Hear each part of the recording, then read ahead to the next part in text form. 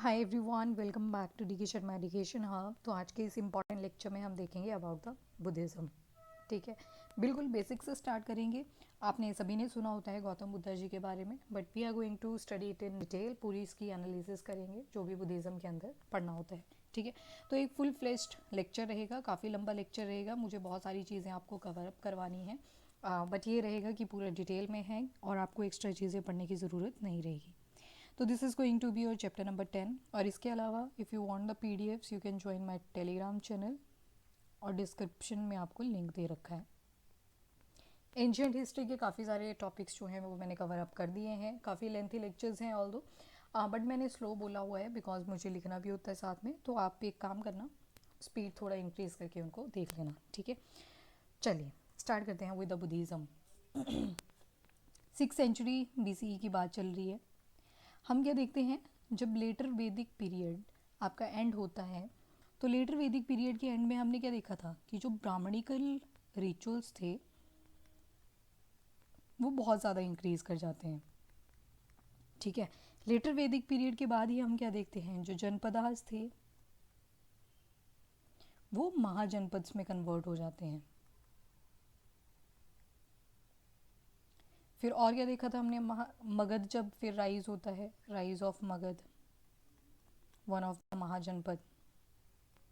जब rise of Magadh होता है तो उसमें हम एक डायनेस्टी के बारे में पढ़ते हैं, दैट वाज द हर्यंका डायनेस्टी। यहाँ पे आपको दो चीज़ें बताई थी मैंने, दो किंग जो थे यहाँ पे। पहले मैं दो ही किंग्स की बात करूँगी हर्यंका डायनेस्टी में, ऑल दो कितने थे टोटल, 3। तो पहले थे बिम्बिसार। तो जो बिम्बिसार थे उनके कंटेम्प्रेरी हुआ करते थे बुद्धा जी। ठीक है, फिर बिम्बिसार का लड़का आता है अजाता शत्रु। अजाता शत्रु के टाइम पे हम देखते हैं कि कुशीनारा वाला जो एरिया बिहार में, वहाँ पे बुद्धा जी की डेथ हो जाती है, बुद्धा डाइड।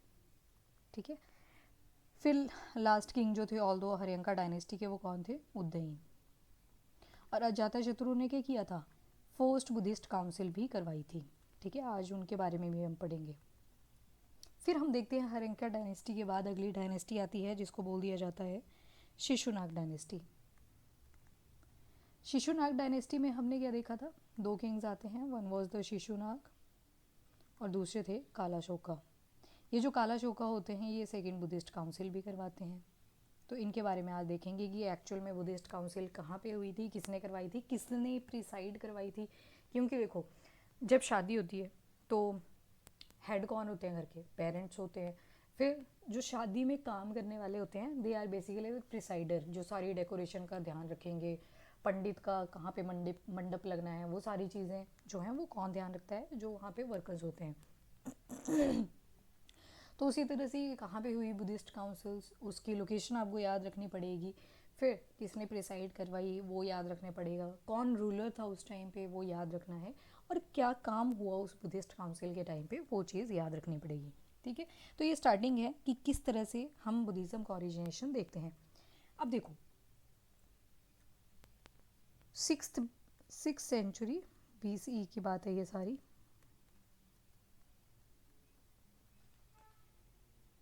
ठीक है, तो अब क्या होता है कि पहले चलो कॉजेज़ तो करते हैं, पर दो स्टोरीज देख लेते हैं। दो स्टोरीज़ क्या है, NCERT से मैंने ये क्लिप उठाया हुआ है।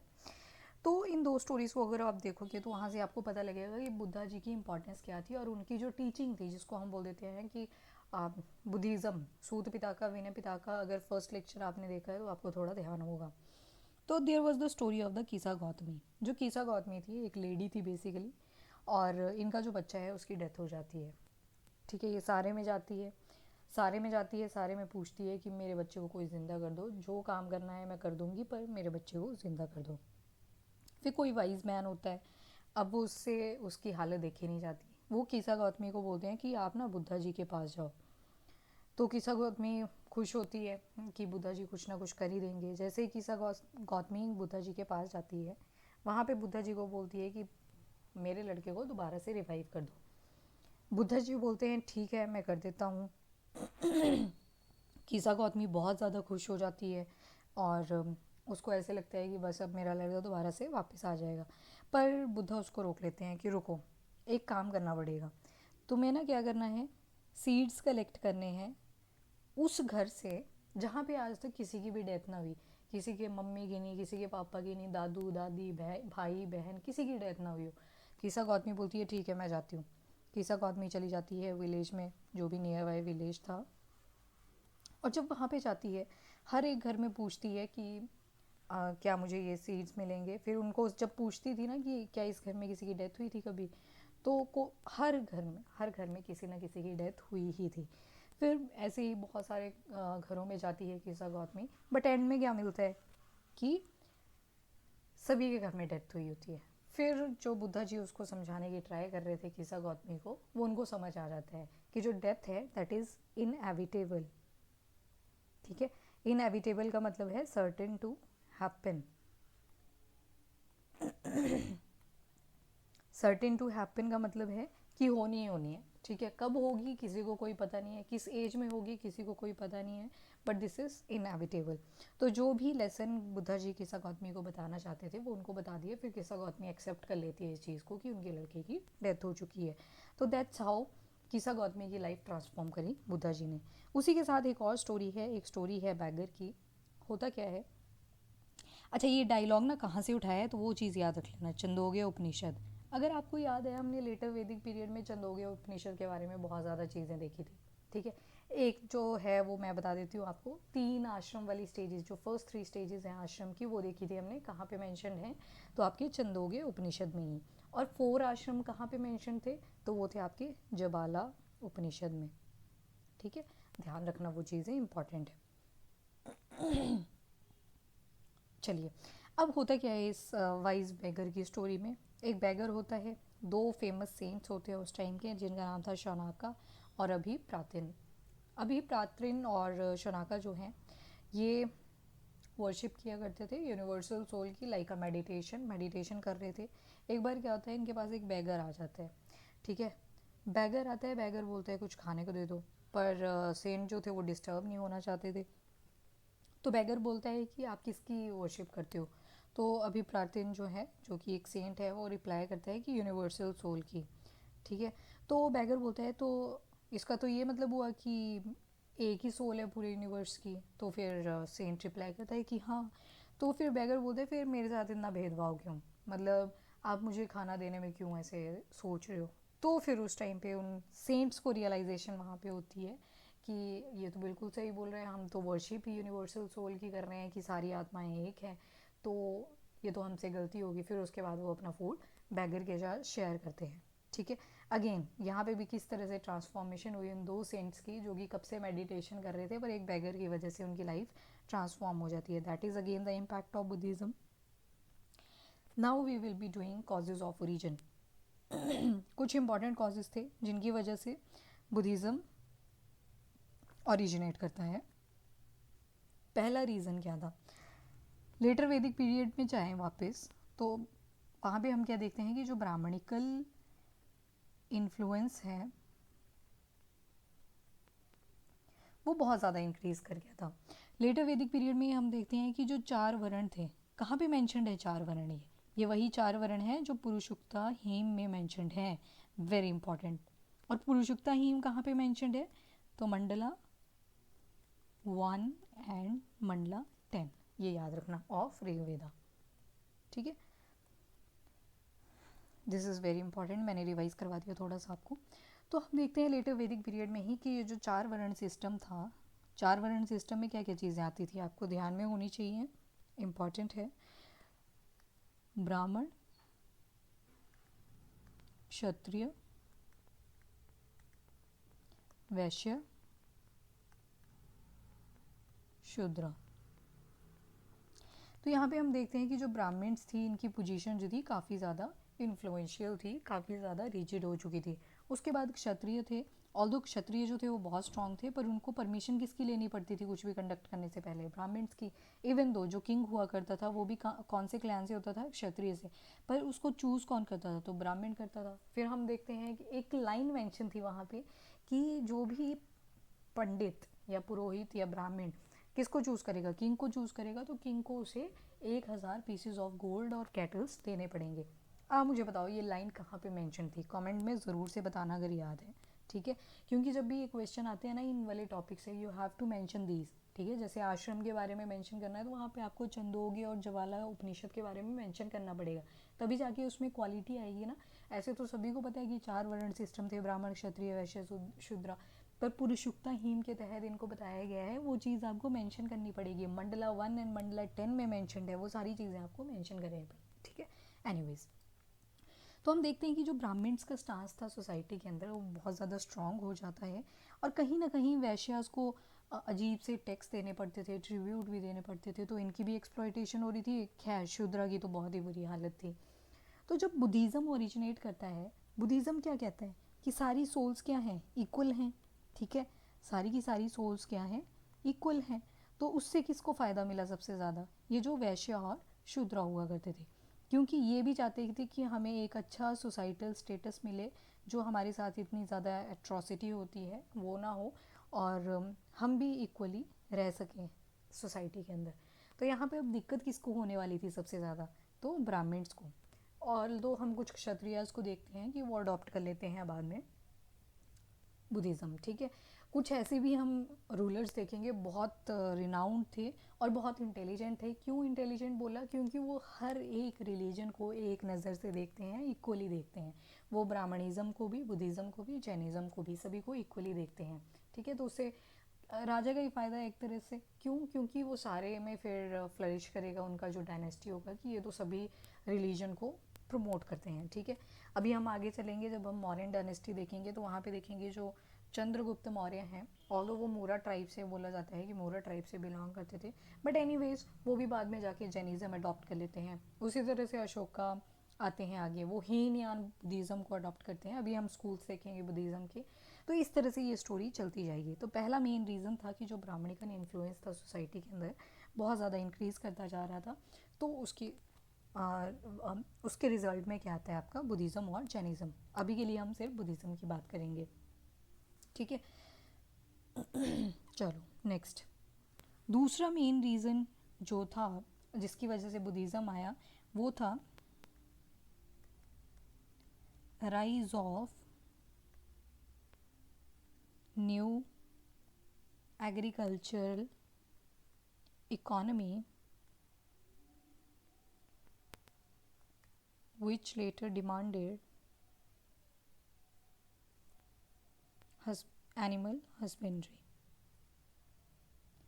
यानी कि नॉन वेजिटेरियन डाइट। लेटर वैदिक पीरियड में हम देखते हैं कि जो भी आपकी ये सेक्रीफाइशियल प्रोसेसेस थे उसमें एनिमल्स को मार दिया जाता था। तो इस तरह से बहुत ज़्यादा एनिमल्स को मार दिया गया।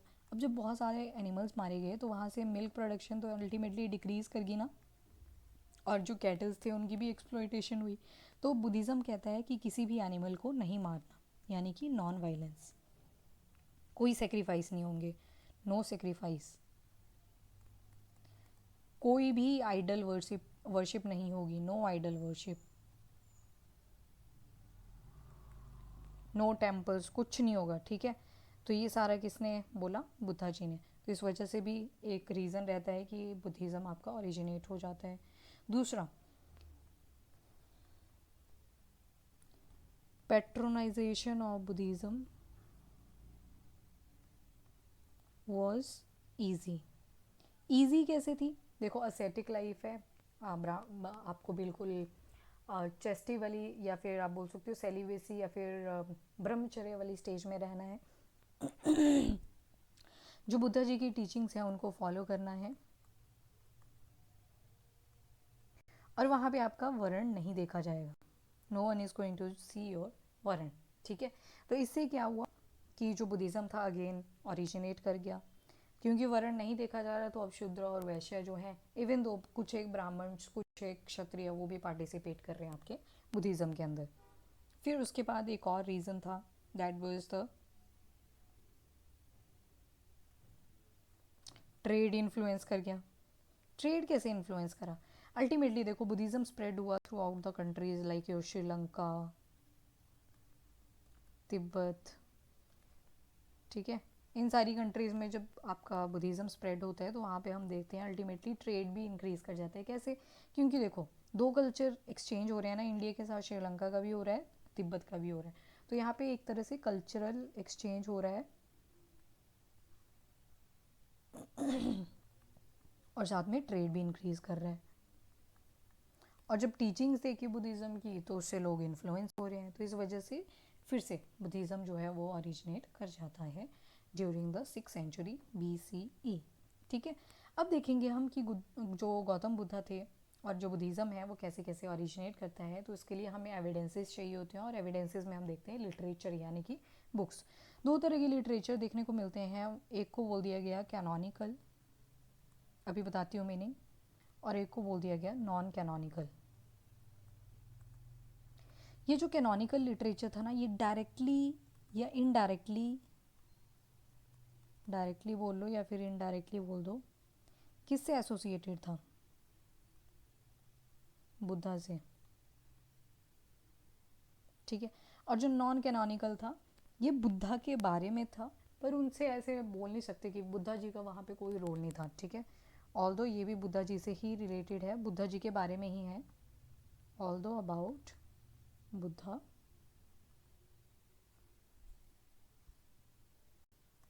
बट सेइंग्स या फिर एडेज डोंट बिलोंग टू बुद्धा। देखो जो आपका कैनोनिकल टेक्स्ट है ना, यहाँ पे हम देखेंगे जहाँ पे बुद्धा जी का अपना रोल होगा, जिस बुक के अंदर बुद्धा जी का अपना रोल होगा।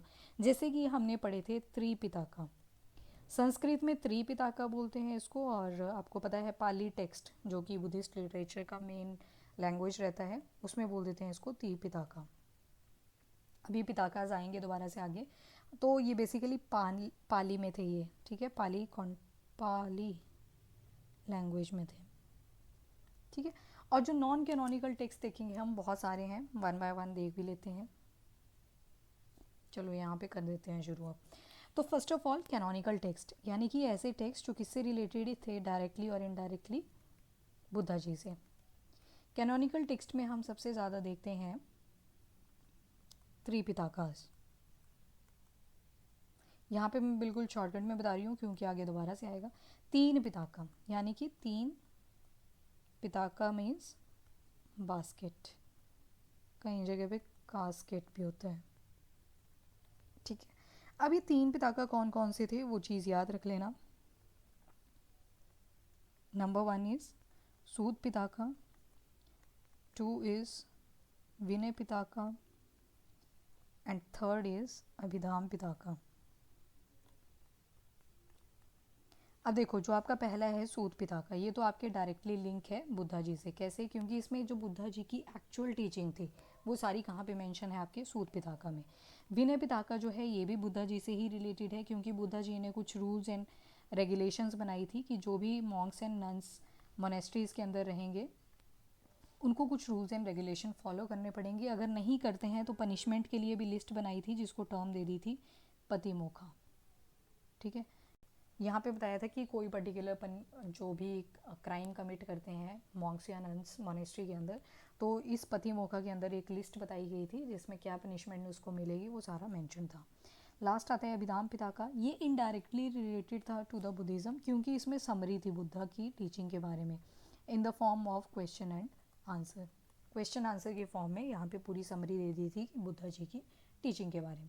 ठीक है, that was about the canonical text. इसके बाद जो आते हैं सेकंड आपके नॉन कैनोनिकल टेक्स्ट, यानी कि ऐसे टेक्स्ट जहाँ पे बुद्धा जी की सेइंग नहीं होगी, यानी कि बुद्धा जी अपने आप कोई बात नहीं कर रहे, कोई उनका रोल नहीं है, उनकी टीचिंग्स के बारे में बात नहीं हो रही, और तो कोई दो और पर्सनालिटीज़ होंगे जो कि एक दूसरे से बात करेंगे। फॉर एग्जांपल यहाँ पे बहुत सारे टेक्स्ट आ जाएंगे अब।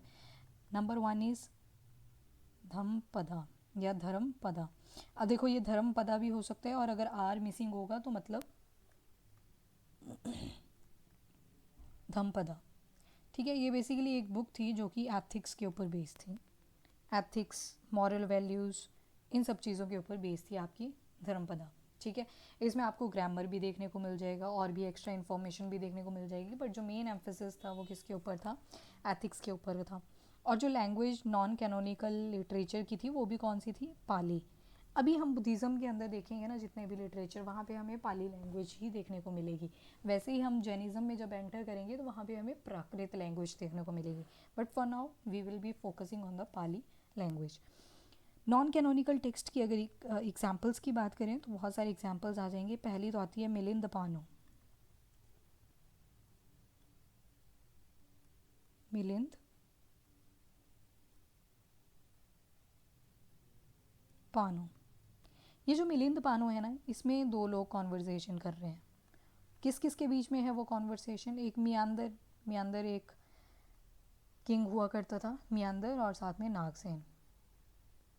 ठीक है, नागसेन जो थे ये बुद्धिज़्म को अडॉप्ट कर चुके थे, तो जो मियांदर है, मियांदर को इंटरेस्ट जागता है कि मुझे बुद्धिज़्म के बारे में और भी कुछ जानना है, तो ये जाते हैं नागसेन के पास, और नागसेन जो है जो भी क्वेश्चन मियांदर पूछते हैं बुद्धिज़्म से रिलेटेड वो मियांदर को आंसर करते हैं। ठीक है, तो दैट वाज द मिलिंद पानो।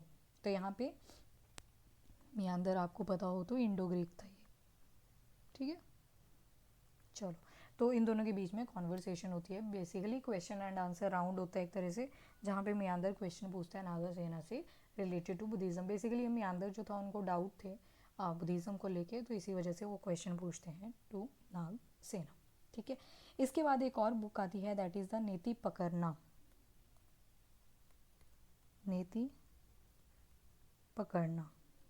स्टार्टिंग में मैंने थोड़ा टफ वाला पोर्शन डाल दिया है ताकि स्टार्टिंग में दिमाग फ्रेश होता है तो जल्दी चीज़ें जाए, आगे तो वो अष्टांगिका मार्ग वगैरह आएंगे, वो तो आपको पता ही होता है। ठीक है, लास्ट में बहुत इंपॉर्टेंट टॉपिक है, that is about the bodhisattvas. उसके ऊपर अब क्वेश्चंस आते हैं तो वो भी ध्यान में रखना पड़ेगा। लिटरेचर के ऊपर तो लास्ट ईयर भी क्वेश्चन आया था, 2023 में भी आ गया है, तो इट इज़ इम्पॉर्टेंट एक्चुअली। चलो, नीति पकड़ना। नीति पकड़ना क्या चीज़ है, तो it is a book of guidance.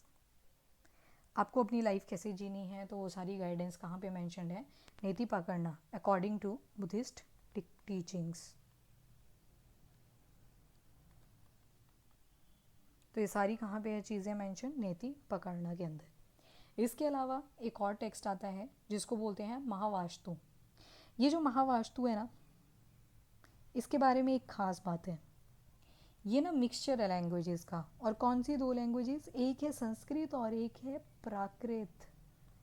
ठीक है, प्राकृत वही जो कि हम जैनिज्म के अंदर देखते हैं, तो संस्कृत और प्राकृत में ये लिखी गई है, और बेसिकली ये बायोग्राफी है। डांस टाइम, रुक लेना अब 1 मिनट, चल पड़ा। तो ये महावास्तु जो है that is basically a biography of Buddhism. अब मैंने बोला बायोग्राफी है बुद्धिज़्म की, पर लिखी किसी और ने है, दैट्स व्हाई ये किस में आती है, नॉन कैनोनिकल टेक्स्ट में। ठीक है, फिर उसके बाद आती है दीप वंशा और महावंशा, वेरी इंपॉर्टेंट। दीप वंशा एंड महावंशा।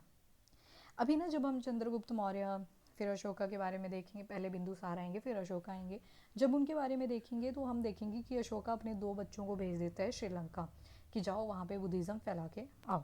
ठीक है, तो वहाँ पे श्रीलंकन टेक्स्ट जो हैं, श्रीलंकन टेक्स्ट बोल लो या फिर क्रॉनिकल्स बोल लो, उनका नाम है दीप वंशा एंड महावंशा। ये कहाँ पे लिखे गए थे, तो ये श्रीलंका में लिखे गए थे। किसके ऊपर बेस्ड हैं, अगेन बुद्धिज़्म के ऊपर बेस्ड है। इसमें क्वेश्चन आएगा कि मान लो 5-6 बुक्स दे देंगे आपको, दीवंशा महावंशा, और इसके साथ जैनिज़्म की बुक्स ऐड कर देंगे, और फिर पूछ लेंगे या तो जैनिज़्म की बुक्स बताओ या फिर बुद्धिज़्म की बुक्स बताओ। क्वेश्चन ऐसे बनता है फ्रॉम द लिटरेचर। ठीक है, चलिए नेक्स्ट देखते हैं। फिर आती है एक विशुद्धि मार्ग। विशुद्धि मार्ग, ये जो विशुद्धि मार्ग थी ये बुक लिखी थी बुद्धा घोषा ने। बुद्धा घोषा जो हैं ये बार बार आएंगे तो इनको याद कर लो। बुद्धा घोषा, जो बुद्धा घोषा हैं वो लिखते हैं विशुद्धि मार्ग में। अब देखो, विशुद्धि यानी कि प्योरिफिकेशन, मार्ग मतलब यानी कि मार्ग, यानी कि पाथ, तो ऐसा पाथ जो कहाँ को लीड करता है, प्योरिटी को, तो पाथ टू प्योरिटी। इसमें ये मेंशन करा गया है कि आप कैसे निर्वाणा या फिर निब्बाना, पाली में बोलते हैं निब्बाना, पाली में बेसिकली आहार की इन्फ्लुएंस नहीं होता, आहार जो शब्द आपका लेटर है उसका कोई इन्फ्लुएंस नहीं होता, इसलिए निब्बाना। वहीं पे संस्कृत में होता तो निर्वाणा। ठीक है, ये पाली में है, ये संस्कृत में है।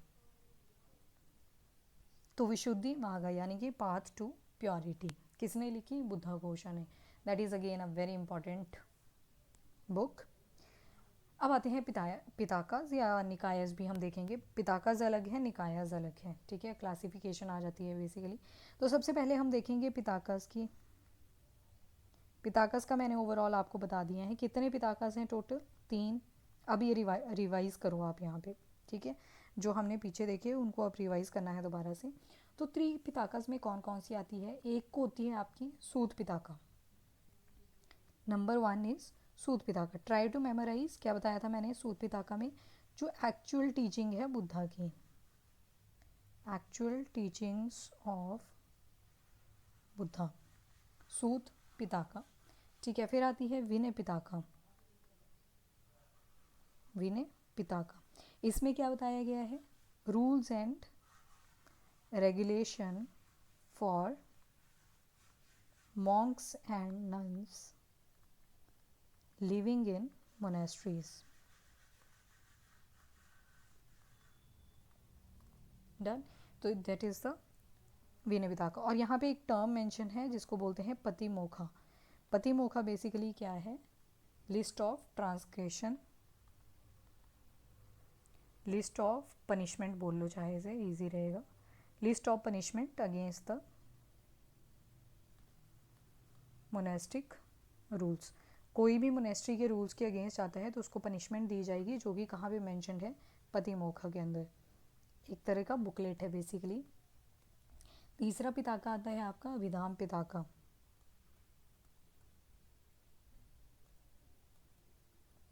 अभिधाम पिताका के अंदर क्या मेंशनड है?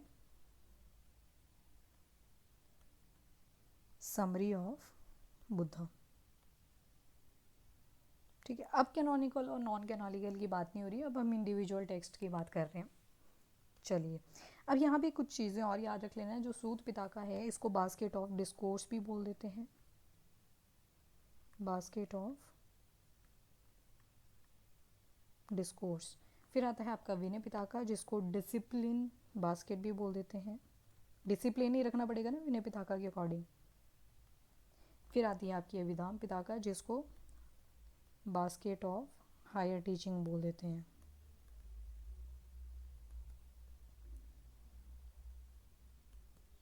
ठीक है, तो जो अभिधाम पिताका है वहाँ पे हम देखते हैं जो बुद्धा जी की टीचिंग्स थी उन्हीं की समरी दी गई है एक तरह से। स्टार्टिंग में मैंने बताया क्वेश्चन और आंसर के फॉर्म में, ठीक है। इसके बाद आते हैं आपके निकायास। निकायास जो हैं दे आर वेरी इंपॉर्टेंट। और ये जो निकायास हैं बेसिकली आपके एक इसके अंडर आते हैं, पिताकास के अंडर ही आते हैं। एक प्रॉपर क्लासिफिकेशन दे रखी है कि निकायास का क्या मतलब होता है। निकायास मतलब बुक्स,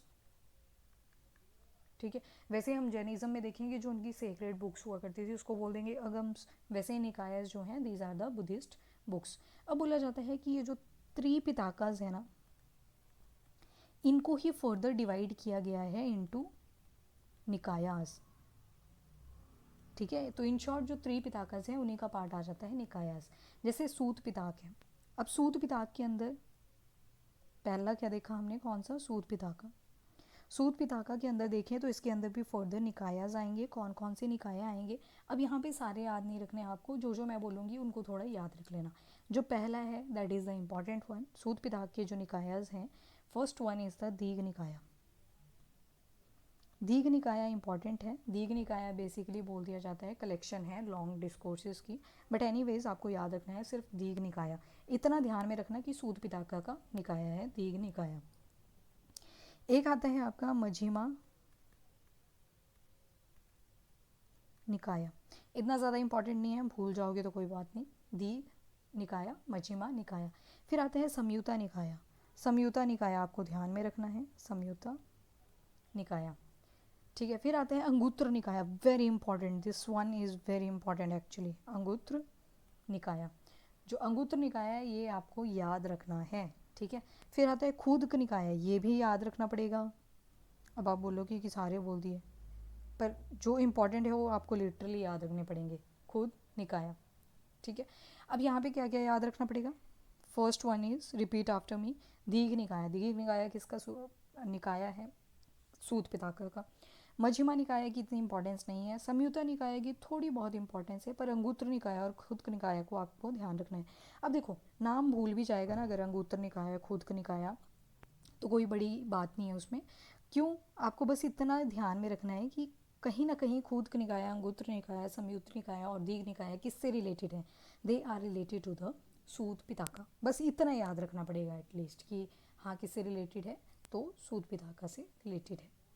ठीक है, तो ये निकायज आ जाते हैं इंपॉर्टेंट वन, किसके हैं, सूत पिताका के। तो सूत पिताका के हैं इसलिए आपको ध्यान में रखने हैं। ठीक है, अब आपका जो खुद निकाय है ना,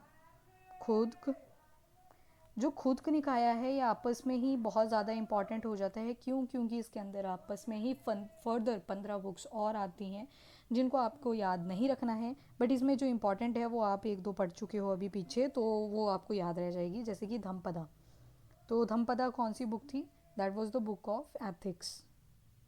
धम्पदा यानी कि बुक ऑफ एथिक्स। दूसरी आती है जातक्स। जातक स्टोरीज आपने सुनी होती हैं। ठीक है, जातक में बेसिकली जो प्रीवियस बर्थ थे बुद्धा जी के, उनके बारे में बात करी जाती है, प्रीवियस बर्थ ऑफ बुद्धा जी। ठीक है, फिर इसके बाद दो बुक्स हैं, उनको ध्यान में रख लेना। क्यों, क्योंकि उनके जो नाम हैं वो थोड़े थोड़े सेम से हैं, तो आपको याद रह जाएंगे। एक है थेरी गाथा और एक है थेरा गाथा। सेम है ना। तो आपका जो थेरी गाथा है that is basically songs of monks and nuns. अब मोनेस्ट्रीज में हुआ करते थे तो वहाँ पे सॉन्ग्स भी गाया करते थे ये लोग, तो उनको क्या बोल दिया गया, थेरी गाथा। थेरी गाथा। और वहीं पे थेरा गाथा क्या था, again the songs of monks and nun. Thera Gatha जो थे ये मॉन्क्स के गाने थे, थेरी गाथा जो थे these were the songs of nuns. ठीक है, बस इतना सा डिफरेंस आ जाता है। वैसे तो बुद्धा वंशा भी है जिसमें बुद्धा जी की हिस्ट्री है, वो भी कहाँ पे आती है, आपके खुद के निकाय में। बुद्धा वंशा याद रखना चाहो तो रख सकते हो, जिसमें क्या आती है, basically the history of Buddha. ठीक है, तो ये खुद के निकाय के अंडर आते हैं। बाकी विनय पिताका और अभिधाम पिताका के अंदर भी बहुत सारी फर्दर बुक्स आती हैं, वो इतनी ज़्यादा इंपॉर्टेंट नहीं है। यहाँ पे निकाय याद रखने हैं, तो मोस्ट ऑफ द निकायस किसके अंडर आते हैं, सूत पिताका के अंडर। ठीक है, चलो, तो यहाँ पे हो जाते हैं हमारे निकायस और त्रिपिताकास कंप्लीट। अब आती है लाइफ ऑफ बुद्धा। तो बुद्धा जी की लाइफ के बारे में हमें कहाँ से एनालिसिस हो जाती है, तो एक तो सूत पिताका से और दूसरी विनय पिताका से। ठीक है, सूत पिताका में हमें उनकी टीचिंग्स मिल जाती हैं, और जो विनय पिताका है वहाँ पे हमें मिल जाता है कि किस तरह से उन्होंने रूल्स एंड रेगुलेशन बनाए हुए थे फॉर द मोनेस्टिक पीपल। तो वो सारा कहाँ से पता लगता है हमें about the Buddha, from these Tripitakas, जिनमें से दो जो थी वो ज़्यादा इंपॉर्टेंट थी, सूत पिताका और विनय पिताका। अब जो गौतम बुद्धा थे उनका जो ओरिजिनल नाम था वो क्या था, अब इनके लाइफ के बारे में है थोड़ा सा जो कि आपको ध्यान होना चाहिए। सिद्धार्था, कब ये पैदा होते हैं, तो 563 BCE में। और कौन सा दिन था उस दिन, तो it was the day of Vishakha Purnima. Vishakha Purnima. ठीक है, कहाँ पे पैदा होते हैं, तो लुम्बिनी में। लुम्बिनी कहाँ पे है, तो नियर कापिल वास्तु। कापिल वास्तु कहाँ पे है, आपके नेपाल में। ठीक है, ये बिल्कुल अब लाइफ है बुद्धा जी की कि कैसे उनका बर्थ होता है, कौन उनके फादर हैं, फादर कौन थे उनके, तो father was, just a second,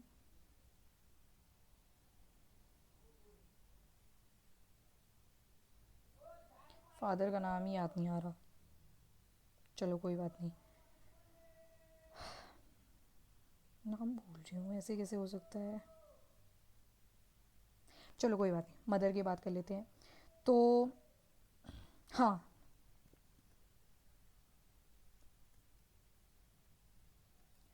to, हाँ यही थे, हाँ Suddhodana, who was the chief of republican clan. ठीक है, और मदर कौन थी इनकी, तो mother was Mahamaya. Mother was Mahamaya.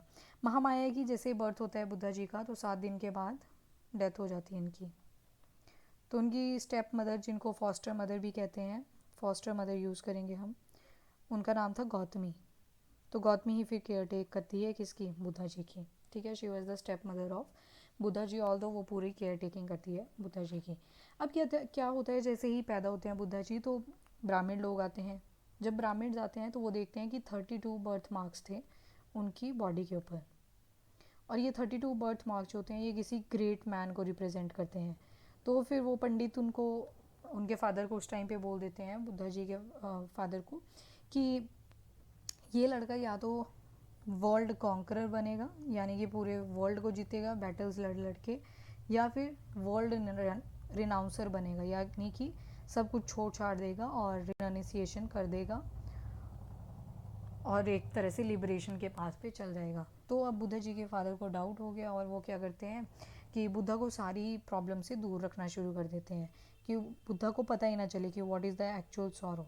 ठीक है, क्योंकि उनको डर था कि ये तो फिर लिबरेशन पे चला जाएगा और मेरा फिर जो किंगडम है उसको कौन देखेगा, जो साक्य क्लैन था बेसिकली कापिल वास्तु वाले एरिया में इन द कोसाला किंगडम, तो मेरे किंगडम को कौन देखेगा। तो जो उनके फादर होते हैं वो क्या करते हैं, उनको बुद्धा को सारे के सारे सौरों से दूर रखने की ट्राई करते हैं।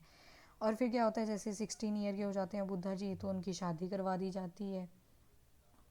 और जो शादी करवाई जाती है किससे करवाई जाती है, एक बहुत ही सुंदर लड़की से शादी करवा देते हैं जिसका नाम था यशोधरा। ठीक है, यशोधरा से शादी करवा दी जाती है, फिर इनको बच्चा हो जाता है जिसका नाम था राहुला। एक टाइम कैसा आता है कि जो बुद्धा जी थे उनको थोड़ा मोनोटनस फील हो रहा था, बोर फील हो रहा था कि ये किंगडम तक की लाइफ है क्या, उनको क्वेश्चन आने शुरू हो जाते हैं। जैसे उनको क्वेश्चन आने लगते हैं तो वो अपने जो कैरिएटर था उसको बोलता है कि चल मुझे पूरा किंगडम विजिट करवा एक बार। फिर वो मना करते हैं, पर वो अब डिनाई भी नहीं कर सकते थे बार बार, क्योंकि वो किंग थे, किंग तो नहीं थे अभी, प्रिंस ही थे। तो वो ले जाते हैं उनको। तो जब वो जाते हैं ना तो वो कुछ चीज़ें नोटिस करते हैं। क्या, एक बूढ़ा आदमी देखते हैं, एक ओल्ड मैन देखते हैं वहाँ पे। ठीक है, एक सिक मैन देखते हैं, बीमार हुआ होता है एक आदमी, एक डेड बॉडी देखते हैं, कॉर्प्स, और एक प्रीस्ट बैठा होता है, एसेप्टिक लाइफ।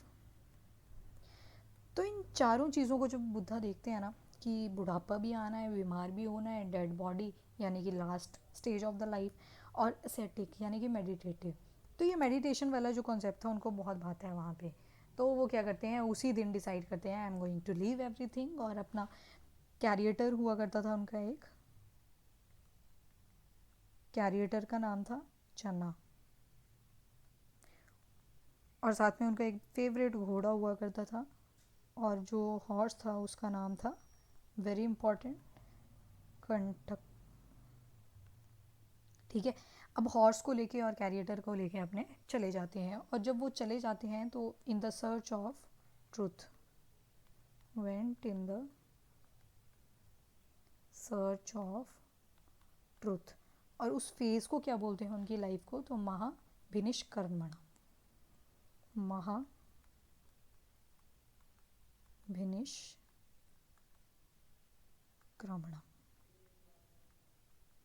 ठीक है, ग्रेट रिनाउंसिएशन, होगी ना पंडित की बात सही। तो जो दूसरी वाली बात बोली थी पंडितों ने वो यहाँ पे एक्यूरेट हुई। ठीक है, अब क्या होता है, बुद्धा जी जो होते हैं वो 6 साल तक ऐसे ही इधर उधर वेंडर करते हैं कि मैं कैसे मेडिटेशन शुरू करूँ। तो फर्स्ट उनको टीचर जो मिलते हैं वो थे ALARA claim, ALARA claim. ALARA claim से थोड़ी टीचिंग्स लेते हैं, फिर उसके बाद दोबारा स्विच कर जाते हैं। तो जो उनके सेकंड टीचर आते हैं उनका नाम था उदाका रामपुता, उदाका रामपुता। ठीक है, तो अब वो देखते हैं कि आई थिंक मेडिटेशन ही सिर्फ इनफ नहीं है, नॉलेज ही सिर्फ इनफ नहीं है, माइंड के ऊपर फोकस ही करना इनफ नहीं है, मुझे कुछ और देखना है। तो इसके साथ साथ ये डिसाइड करते हुए वो निकल जाते हैं अपने कुछ दोस्तों के साथ, या फिर यू कैन से कि जो उनके कंपेनियंस थे जिनको अगेन निर्वाणा ही अटेन करना था, तो वो निकल जाते हैं। एक बार क्या होता है, जो इनके 5 असेटिक्स थे, और उनके नाम याद रखना इतना ज़्यादा ज़रूरी नहीं है, ऐसे ही बोल देती हूँ। एक थे वाप, दूसरे थे बदिया, तीसरे थे कोंदना,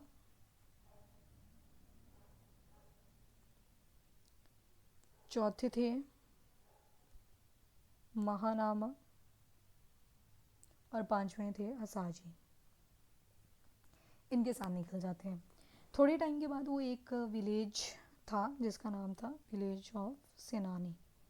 सेनानी विलेज में जब वो पहुंचते हैं तो वहाँ पे एक लड़की आती है जिसका नाम था सुजाता। वो देखती है कि पीपल ट्री के पास एक असेटिक आए हुए हैं, तो वो क्या करती है, मिल्क राइस ले आती है। शी बॉट मिल्क राइस और उनको दे देती है। Milk rice Buddha ji accept करते हैं। यहाँ से उनका शुरू हो जाता है निर्वाणा का सफ़र। कैसे, ये मिल्क राइस उन्होंने एक्सेप्ट किए और वहाँ पे एक पीपल ट्री था, उस पीपल ट्री पे वो बैठ के कौन सी डायरेक्शन में फेस करके, तो ईस्ट डायरेक्शन में फेस करके, और फिर वहाँ पे क्या बोला जाता है, उन्होंने मेडिटेशन शुरू कर दी और उन्होंने बोला कि मैं यहाँ से अब उठूँगा ही नहीं जब तक मुझे निर्वाणा जो है वो फेस नहीं होता या फिर एक्सपीरियंस नहीं होता। अब यहाँ पे क्या होता है, वेरियस गॉड्स होते हैं। जैसे एक गॉड हुआ करते थे जिनका नाम है मारा। जो मारा है he is the God of illusion. ये बहुत ट्राई करते हैं, बहुत डिस्ट्रैक्ट करने की ट्राई करते हैं गौतमा को, मतलब इमेजिनेशन में ही।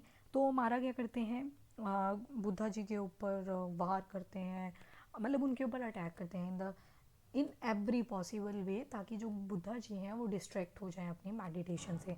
पर बुद्धा जी को ना अब थोड़ा सा मेडिटेशन का एक्सपीरियंस होने लगा। कैसे, जब वार होता था ना, मारा जब वार करते हैं बुद्धा जी के ऊपर, तो वो इमेजिनेशन में क्या करते हैं, उनका जो वार होता है, वेपन होता है, उसको फूल की फॉर्म में देखते हैं, फ्लावर की फॉर्म में देखते हैं।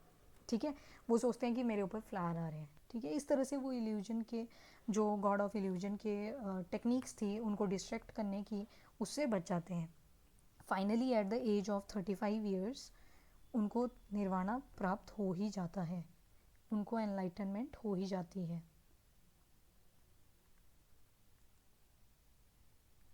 कहाँ पे होती है उनको enlightenment, that is again important. तो पीपल ट्री था एक तो, ठीक है। कौन सी लोकेशन थी, तो गया। गया कहाँ पे आ गई, बिहार। कौन से रिवर के बैंक पे हुआ, तो वहाँ पे रिवर थी एक निरंजना, उसके बैंक पे निरंजना। ठीक है, और फिर उनको बोला गया बुद्धा। बुद्धा का मतलब था एनलाइटेंड वन।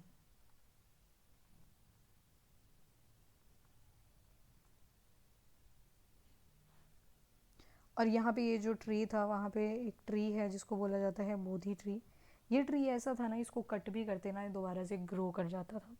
आपको अभी मैं आगे बताऊंगी, जब हम मौर्यन डायनेस्टी पढ़ेंगे वहाँ पे देखेंगे कि अशोका की एक वाइफ हुआ करती थी जिनका नाम था तिसरखा। तिसरखा को पता नहीं क्यों जेलेसी थी, पेड़ से ही जेलेसी होगी उनको, तो वो ना एक तरह के कांटे मंगवाती है और उन कांटे का नाम था मांडू। ये मांडू बेसिकली एक कांटा हुआ करता था, तो इस कांटे की हेल्प से इस पेड़ को ख़त्म करवाती है। पर थोड़े टाइम के बाद देखा जाता है दोबारा से ये बोधि ट्री ग्रो कर जाता है। उसके बाद पुष्यमित्र शुंगा देखेंगे हम। पुष्यमित्र शुंगा भी इस पेड़ को कटवा देता है, पर हम देखते हैं कि दोबारा से जो ये पेड़ है वो रीग्रो कर जाता है। ठीक है, तो इस तरह से हम देखते हैं कि कैसे बुद्धा जी एनलाइटेंड हुए और ये सारी चीज़ें वहाँ पे होती हैं, बुद्धा ट्री एंड ऑल। फिर उसके बाद देखा जाता है कि जो इन्होंने फर्स्ट सेरमन था अपना, वो कहाँ पे दिया था, फर्स्ट सेरमन। फर्स्ट सेरमन को ही बोलते हैं धर्म चक्र परिवर्तन। धर्म चक्र परिवर्तन, जो फर्स्ट सेरमन देते हैं बुद्धा जी अपना। ठीक है, कहाँ पे देते हैं, तो एट सारनाथ। सारनाथ में दिया था इन्होंने अपना फर्स्ट सेरमन, यानी कि अपना फर्स्ट लेसन। इसको बोल दिया जाता है कि धर्म चक्र परिवर्तन, turning the wheel of Dharma.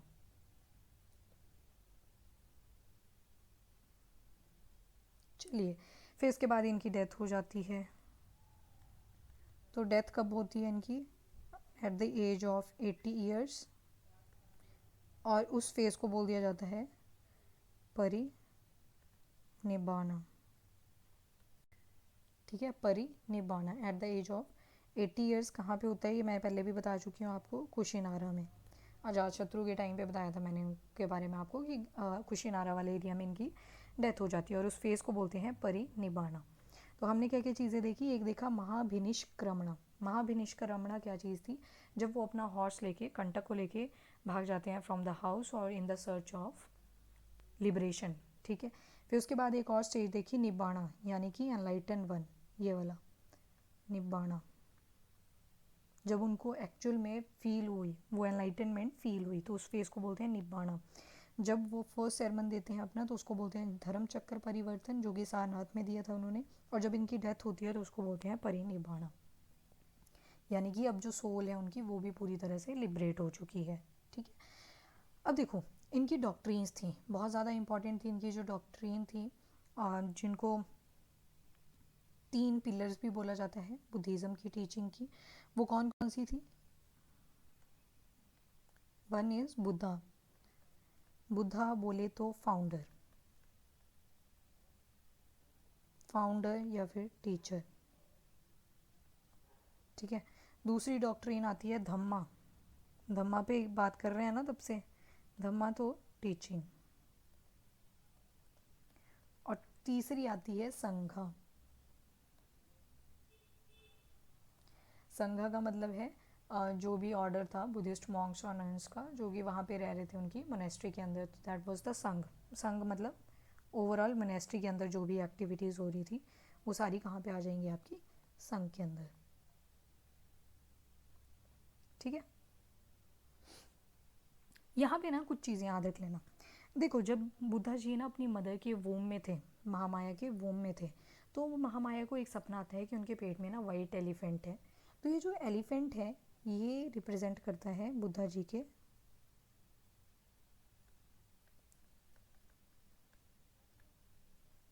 वोम of Mahamaya,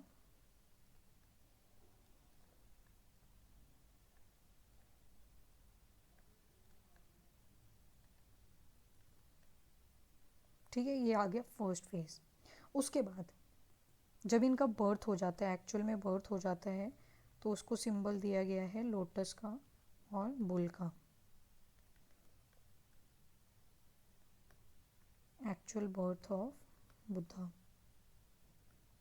फिर जो हॉर्स था, हॉर्स का क्या किया था, महाभिनिष्क्रमणा, भाग गए थे ना हॉर्स को लेके मेडिटेशन करने के लिए।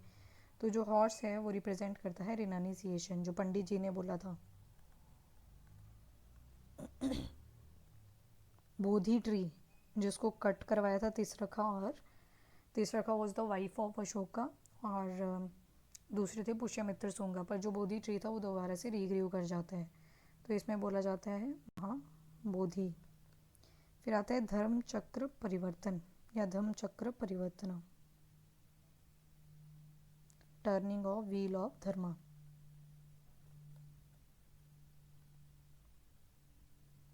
धर्म चक्र परिवर्तना में हम क्या देखते हैं, फर्स्ट सेरेमन जब उन्होंने अपना दिया था सारनाथ में, किसको दिया था, तो अपनी फॉस्टर मदर गौतमी को ही दिया था, ठीक है। फिर आते हैं इनके फुटप्रिंट्स। फुटप्रिंट्स रिप्रेजेंट करते हैं इनका निर्वाणा वाला स्टेज, एनलाइटनमेंट वाला स्टेज, ठीक है। तो ये आता है अंडर आपका, जो ये तीन पिलर्स हैं वो हैं आपके डॉक्ट्रिन ऑफ बुद्धिज्म, ठीक है, इनको ध्यान में रखना। चलो जी, अष्टांगिका मार्ग। संस्कृत में अष्ट का मतलब होता है 8, अष्ट का मतलब है 8। Right view, right intention, right speech, right action, right livelihood, right effort, right concentration, right mindfulness. हम इसको याद करने की ट्राई करेंगे फ्रॉम द माइंड। कहाँ से चलती है हर चीज़, माइंड से, ठीक है। देखो अगर आपका कॉन्सेंट्रेशन सही है, आप डेली मेडिटेशन कर रहे हो, अपनी पढ़ाई पे फोकस कर रहे हो, तो अल्टीमेटली आपको रिजल्ट मिलना ही मिलना है, ठीक है। बुरा नहीं मिलेगा, अच्छा ही मिलेगा। डन। तो राइट कॉन्सेंट्रेशन होगी तो आपका माइंडफुलनेस होगा, यानी कि सही माइंड होगा। सही माइंड होगा तो आपका नज़रिया सही होगा, चीज़ों को देखने का नज़रिया सही होगा। अगर आपका नज़रिया सही होगा तो आपकी इंटेंशन हमेशा सही होगी, और अगर आपकी इंटेंशन हमेशा सही है तो आप सही बोलने की तरफ इंटेंड रहोगे, राइट स्पीच होगी। और अगर आप सही बोलोगे तो आप वो एक्शन करोगे भी, तो आपकी राइट एक्शन होंगे। और अगर आप सही काम कर रहे हो तो आपका लाइवलीहुड भी सही होगा, और अगर आपका लाइवलीहुड सही है तो आप मतलब राइट एफर्ट पुट कर रहे हो।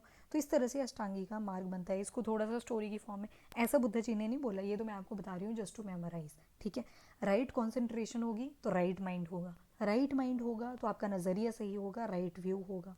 अगर नज़रिया सही है तो आपकी इंटेंशन सही है, और अगर आपकी इंटेंशन सही है तो आपकी स्पीच सही है, और अगर स्पीच सही है तो आपके एक्शन सही होंगे, और अगर आपके एक्शन सही है तो आपकी ज़िंदगी अच्छी होगी, यानी कि लाइवलीहुड। और अगर आपकी लाइवलीहुड सही है मतलब आपके एफर्ट्स राइट डायरेक्शन में जा रहे हैं। फॉर एग्जाम्पल, आप दिखाने के लिए पढ़ाई कर रहे हो तो अल्टीमेटली वो दिखा रहे हो, आप सिर्फ वो दिखा के सामने वाले को खुश कर रहे हो, अल्टीमेटली आपको रियलिटी पता है आप पढ़ रहे हो या नहीं, ठीक है। पर अगर आप पढ़ रहे हो, रिजल्ट नहीं आ रहे अभी, हो सकता है लेट आए पर आएंगे ज़रूर। तो वही चीज़ है, right concentration, right mindfulness, right view, right intention, right speech, right action और राइट लाइवलीहुड। डन। चलो, अष्टांगिका मार्ग से पहले हमें एक चीज़ और देखनी है, क्यों अष्टांगिका मार्ग दिए थे, वाई अष्टांगिका मार्ग वर गिवन बाय बुद्धा। आखिर क्यों दिए, क्या रीज़न था कि अष्टांगिका मार्ग आए। अब देखो, बुद्धा जी ने बोला कि 4 नोबल ट्रूथ हैं हर किसी की लाइफ में। फर्स्ट क्या है कि जो लाइफ है ये एक तरह की सफरिंग है, इनएविटेबल सफरिंग है जो कि सभी को होनी है। लाइफ इज, रुको शॉर्टकट में लिखते हैं, नहीं डिटेल में ठीक है, डिटेल में पसंद है चीज़ें। Truth of suffering, truth of suffering को बोल दिया दुखा, यानी कि जो भी जीव है इस धरती के ऊपर वो सभी क्या है, दुखी हैं। क्यों दुखी हैं, तो सेकंड नोबल ट्रूथ में ये 4 नोबल ट्रूथ्स हैं। पहला तो बोल दिया कि ट्रूथ ऑफ सफरिंग इज क्या, दुख, सारे ही दुखी हैं। क्यों दुखी हैं, because of, what is the truth of, अगले में क्वेश्चन कर दिया सफरिंग को, ट्रूथ ऑफ, अरे यार अच्छा नहीं लिखा जा रहा, truth of cause of suffering, तो क्या कारण है सफरिंग का, तीसरे में आंसर कर दिया, डिजायर्स।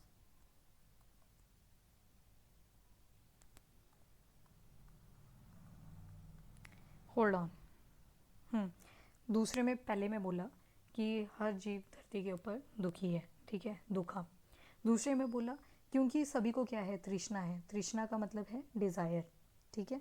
तो ये जो तृष्णा है ये ख़त्म भी करनी पड़ेगी, तो कैसे करनी है, तो उसकी रियलिटी क्या है, truth of end of suffering, कैसे उसको ख़त्म करना है, तो उसको बोल दिया निरोधा।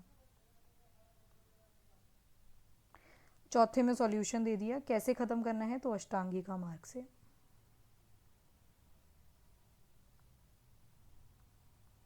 अष्टांगिका मार्ग, पहले में दुख, दूसरे में तृष्णा, तीसरे में निरोध और चौथे में अष्टांगिका मार्ग। सभी दुखी हैं, दुख का रीज़न क्या है, तो डिज़ायर है, कैसे उसको ख़त्म करना है उसको बोला निरोधा, और किससे करना है तो अष्टांगिका मार्ग उसके लिए दे दिए, जो कि मैंने आपको बताया अभी, right mindfulness, right concentration, right effort, right livelihood, action, speech, intention, view, ठीक है। कैसे याद रखना है मैंने आपको बता दिया। इसको 8 फोल्ड पाथ भी कहते हैं, अष्टांगिका मार्ग। सबसे पहला आता है आपका राइट विजन। जो राइट विजन है इसको बोला जाता है सम्मा दिट्ठी, पाली लैंग्वेज में है सम्मा दिट्ठी, ठीक है। राइट विजन मतलब चीज़ों को देखने का नज़रिया सही होना चाहिए आपका। फिर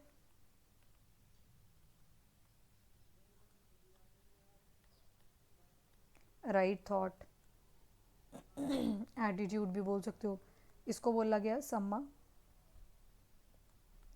संकल्प, यानी कि आपकी इंटेंशन, इंटेंशन वाला पॉइंट ही है ये, थॉट, आपका इंटेंशन सही होना चाहिए। फिर स्पीच, राइट स्पीच, उसको बोला गया सम्मा वक्का। वोकल से याद रख लेना, वक्का। सही बोलो, क्लियर बोलो, सच बोलो, और नॉन हार्मफुल कम्युनिकेशन को ख़त्म करो, ठीक है, सॉरी हार्मफुल कम्युनिकेशन को ख़त्म करो। फिर उसके बाद राइट एक्शन। राइट एक्शन को बोला गया सम्मा कामंथा। सही कर्म करो, ethical code of life follow करो, ठीक है, गाइडेंस चाहिए तो नेति गंथा को फॉलो करो।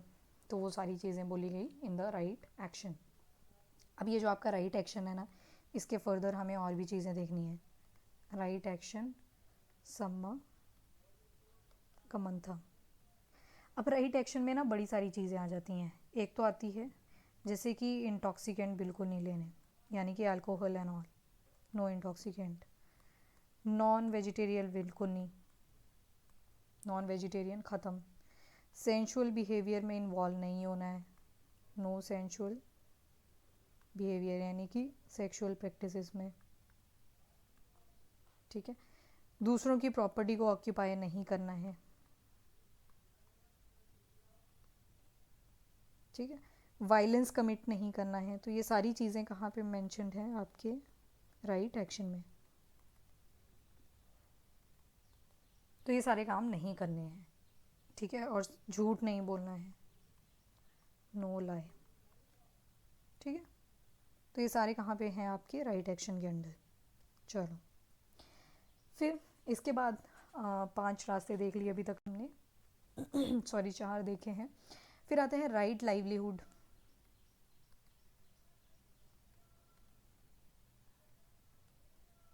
राइट लाइवलीहुड को क्या बोला, सम्मा आजीवा। आजीविका ही बोलते हैं ना लाइवलीहुड को, तो उससे याद रख लेना, सम्मा आजीवा, ठीक है। मतलब करेक्ट एक्शन होंगे तो अल्टीमेटली जो लाइवलीहुड होगा आपका वो भी सही होगा। एक तरह से आइडियल सोसाइटी की बात चल रही है यहाँ पे, जो कि एक्चुअल में एग्जिस्ट नहीं करती, अटोपिया वाली स्टेज, ठीक है। Right livelihood. फिर उसके बाद आता है right energy, right efforts. Right efforts यानी कि सम्मा व्यामा, सम्मा व्यामा। व्यायाम क्या होता है, एफर्ट ही होता है ना एक तरह से। तो सही डायरेक्शन में अपनी एनर्जी का यूज़ करो, सही डायरेक्शन में अपने एफर्ट्स पुट अप करो। Right mindfulness, right mindfulness. Right mindfulness यानी कि सम्मा सती, सम्मा सती, ठीक है। यानी कि अगर अल्टीमेटली आपके इंटेंशन क्लियर है, कंसंट्रेशन ठीक है, विजन ठीक है, तो आपका माइंड जो होगा वो भी फ्रेश ही रहेगा। फिर आता है आपका राइट कंसंट्रेशन।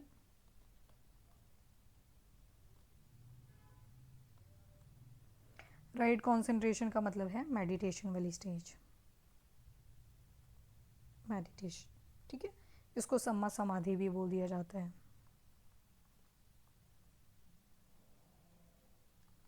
तो ये थे आपके अष्टांगिका मार्ग, जो कहाँ से ओरिजिनेट हुए, फ्रॉम द 4 नोबल ट्रूथ। पहला ट्रूथ क्या है, दुख है सारी तरफ, क्यों है, डिज़ायर्स की वजह से। उनको सॉल्व करना है, एंड करना है। कैसे करना है, तो अष्टांगिका मार्ग फॉलो करने हैं। तो इसी के साथ आपका अष्टांगिका मार्ग हो जाता है पूरा कंप्लीट। अब आते हैं बुद्धिज़्म एंड ब्राह्मणिज्म, या एक्चुअल में आप पढ़ चुके हो। ब्राह्मणिज्म के टाइम पे क्या था, वर्णा के बेस पे सोसाइटी थी, जिसकी वजह से आगे कलेश, क्लैश, ठीक है। क्यों, क्योंकि जो शूद्रास थे उनको एक्सप्लॉइट किया जाने लगा। पर वहीं पे बुद्धिज़्म में जब जाते हैं शूद्रास लोग, तो इनको इक्वली ट्रीट किया जाता है। वहाँ पे कोई नहीं देखता आपका वर्ण क्या है, क्लास क्या है, जेंडर क्या है। तो वो सारी चीज़ें आ जाती हैं आपकी बुद्धिज़्म के अंदर। बुद्धिज़्म में हम देखते हैं कि कुछ जो संघ हुआ करता था, 3 डॉक्ट्रिन देखे ना भी हमने, संघ मोनेस्ट्री जो हुआ करती थी। संघ के अंदर हम देखते हैं कि कास्ट आपकी मैटर नहीं करती थी, ठीक है। और ये कहाँ पे मेंशन्ड है, ये है आपके अंगुत्र निकाय में। अंगुत्र निकाय किसका निकाय है, आपके सूत पिताका का। तो ऐसे याद रखना है इनको। तो अंगुत्र निकाय में ये चीज़ मेंशन है कि जो संघा था उसमें कोई भी कास्ट, आप किसी भी कास्ट के हो, ये मैटर ही नहीं करती थी चीज़। एग्जाम्पल कैसे, अब जैसे देखो एग्जाम्पल दिया गया है, एक था महामोगलना, महामोगलना।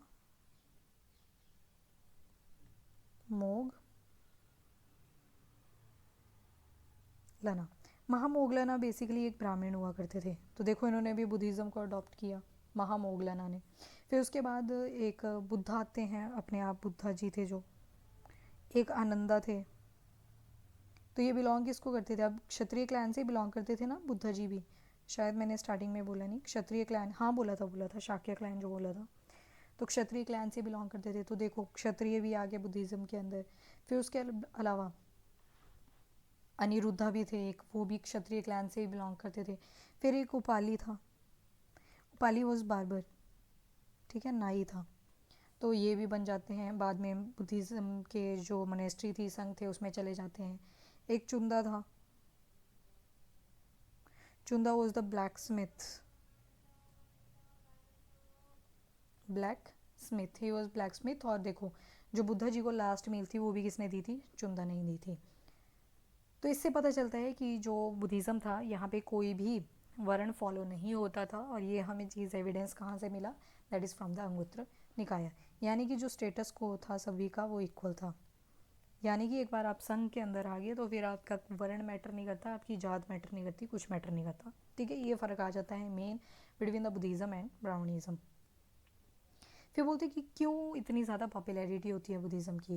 क्योंकि हम देखते हैं कुछ एक किंग्स लाइक अशोका, अभी हम मौर्यन डायनेस्टी जब करेंगे ना तो वहाँ पे देखेंगे जैसे अशोका था, तो अशोका ने बुद्धिज़्म को स्प्रेड करवाने में बहुत ज़्यादा हेल्प करी। कैसे? इनके दो बच्चे थे, संघमित्री करके इनकी एक डॉटर हुआ करती थी, और महेंद्र करके एक लड़का हुआ करता था। उन दोनों को भेज दिया जाता है टू श्रीलंका। श्रीलंका में जाके ये पूरा स्प्रेड करते हैं। अगर वो ज़्यादा स्पेसिफिक बात करें अशोका की, तो अशोका जो थे खुद फॉलोअर थे हीनयान बुद्धिज़्म के। अभी हम डिफरेंस देखेंगे हीनयान बुद्धिज़्म, महायान बुद्धिज़्म में डिफरेंस क्या है। तो अशोका ने जो फॉलो किया था वो हीनयान वाला व्हील था, ठीक है। तो श्रीलंका में स्प्रेड होता है, फिर सेंट्रल एशिया में स्प्रेड होता है, सेंट्रल एशिया के बाद वेस्ट एशिया,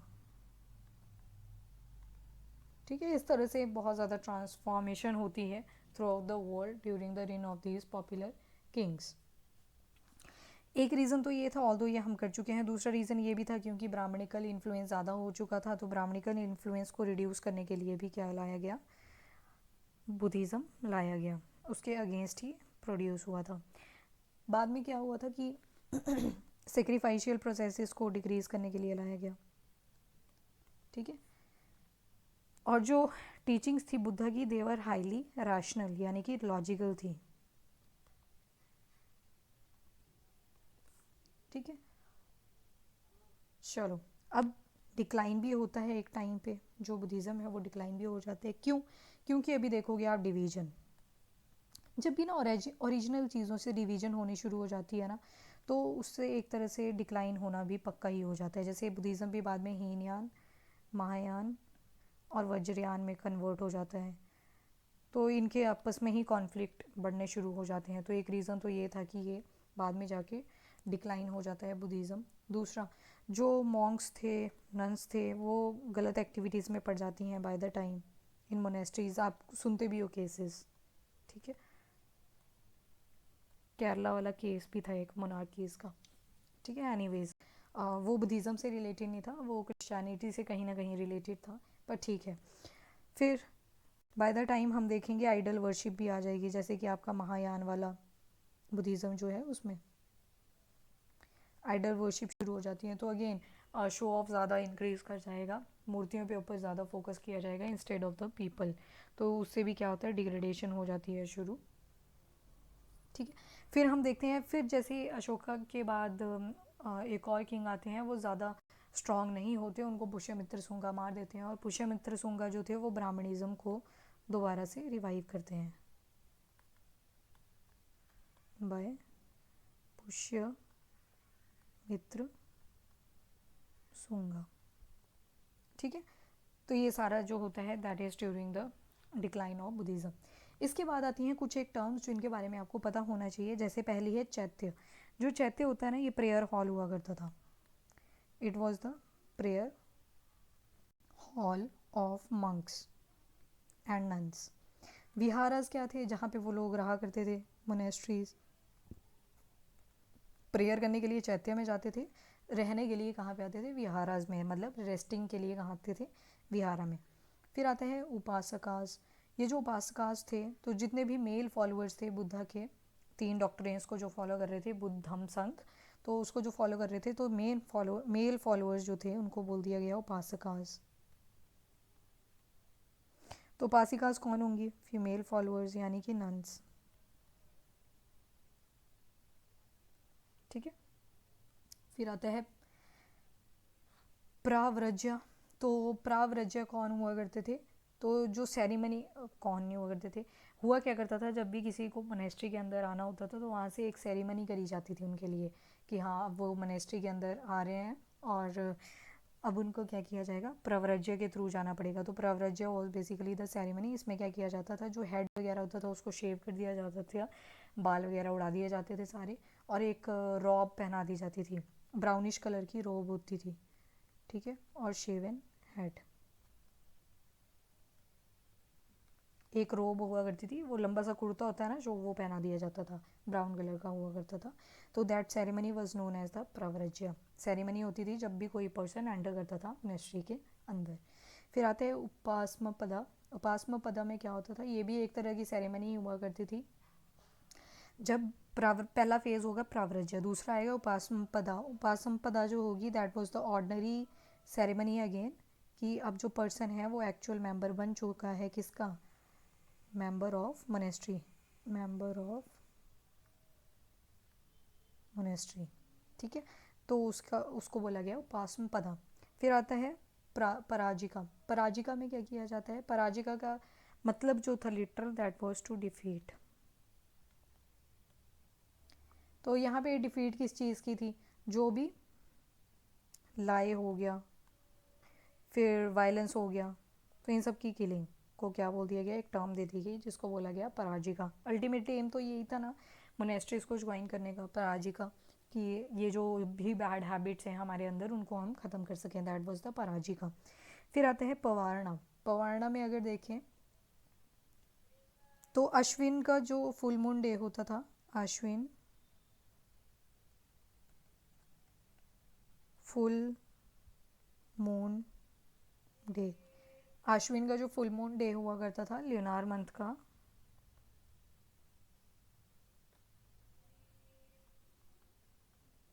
उस दिन ये एक तरह से होली डे था। जैसे रिलीजन होते हैं ना, उनके डेज होते हैं, जन्माष्टमी होती है, रक्षाबंधन होते हैं, तो उसी तरह से परवारना जो था that was basically the Ashwin full moon day. ठीक है, होली डे हुआ करता था in the field of Buddhism. ठीक है, और ये मार्क करता है कि रेनी सीजन है वो एंड हो चुका है। फिर इसके बाद आते हैं बोधिसत्व। बोधिसत्व हम देखेंगे कि जो बुद्धा जी हैं उनको डिफरेंट डिफरेंट पॉस्चर्स में दिखाया जाएगा, जो कि डिफरेंट डिफरेंट चीज़ों को बताएंगे। तो एनलाइटेंड बीइंग जो थे, एनलाइटेंड बीइंग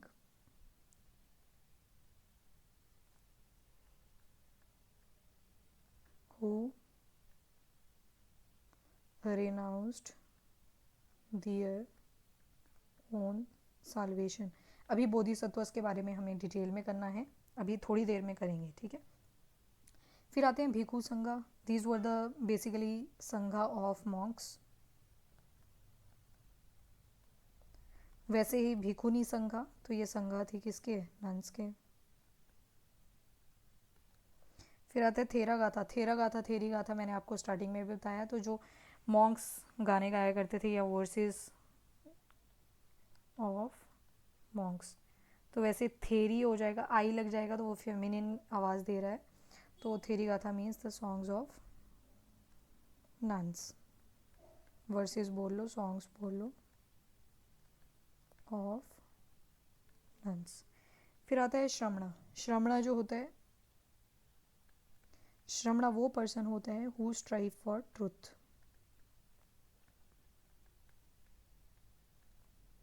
फिर आता है परिव्राजका। परिव्राजका में बेसिकली क्या किया जाता है, सॉरी, परिव्राजका कौन हुआ करता था, वेंडर, जो ट्रुथ की तलाश में इधर उधर घूम रहा है। फिर आता है शक्रा। तो शक्रा जो है गॉड इंद्र को बोला गया है, गॉड इंद्र। ठीक है। फिर आता है आपका शर्वास्तिवदीन। शर्वास्तिवदीन क्या था? ये भी एक स्कूल था बेसिकली थेरावाड़ा का, आगे चल के अभी देखेंगे।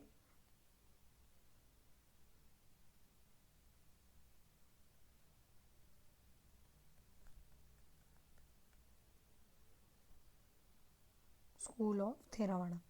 फिर आता है आपका शौत्रांतिका। शौत्रांतिका में क्या बोला जाता है? शौत्रांतिका ऐसे लोग थे जो मानते थे कि जो सूत्रास हैं सिर्फ वही वैलिड हैं। सूत्रास आर वैलिड, यानी कि जो बुद्धा की एक्चुअल टीचिंग थी, सूत पिताका विनय पिताका, ओनली दे आर रियल। वो त्रिपिताका की जो बात होती है ना, उनकी बात हो रही है यहाँ पे। सूत्रास या फिर सुतास। हमने सूत पिताका बोला ना, सूत क्यों बोला? क्योंकि पाली में आर का इन्फ्लुएंस नहीं रहता, दैट्स व्हाई। फिर आता है समित्या। समित्या जो था ये भी एक स्कूल ही था, अर्ली बुद्धिस्ट स्कूल। इसके बारे में हम इतना डिटेल में नहीं करते, बस पता होना चाहिए। ये टर्म्स के बारे में ना पूछ लिया जाता है, ठीक है। पारामिता भी था। पारामिता के बारे में जैसे जो साल्वेशन का रास्ता होता है उसको बोल देते हैं पारामिता। तो इस तरह से वो आगे आएगा भी, जैनिज्म के अंदर देखेंगे हम। बट फॉर नाउ बस मैंने इतनी टर्म्स आपको बतानी थी कि इनसे क्वेश्चन बन सकते हैं, पूछ लिया जाएगा कि मीनिंग क्या है, ठीक है। एक्यूरेट सा मीनिंग आपको देखना पड़ेगा फिर ऑप्शंस के अंदर। अब बुद्धिस्ट काउंसिल्स होती हैं। पहली बुद्धिस्ट काउंसिल जो होती है वो आपके 483 BCE में होती है। कौन करवाता है? अच्छा चलो पहले हेडिंग्स डाल लेते हैं। ये ऑल दो तो आपको याद होनी चाहिए अभी तक, कालासोका और अजातशत्रु की। तो पहले हम यहाँ पे लिखेंगे बुद्धिस्ट काउंसिल के बारे में, फिर यहाँ पे किस टाइम पीरियड में हुई थी वो लिखेंगे, कहाँ पे हुई थी प्लेस लिखेंगे, फिर रूलर कौन था उस टाइम पे वो चीज़ लिखेंगे, फिर प्रेसिडेंट कौन थे, किसने प्रिसाइड करवाई, और क्या काम हुआ, स्पेसिफिसिटी। ठीक है, इस तरह से करेंगे बुद्धिस्ट काउंसिल्स। तो जो फर्स्ट बुद्धिस्ट काउंसिल होती है वो होती है ड्यूरिंग द 483 BCE। अब देखो 583 BCE में पैदा होते हैं बुद्धिज़्म। बुद्धा जी, गौतम बुद्धा सिद्धार्थ के नाम से जब पैदा हुए थे, तो उसके बाद 483 BCE में फर्स्ट बुद्धिस्ट काउंसिल होती है। कहाँ पे होती है? राजगृह में होती है। कौन रूलर था उस टाइम पे? अजात शत्रु।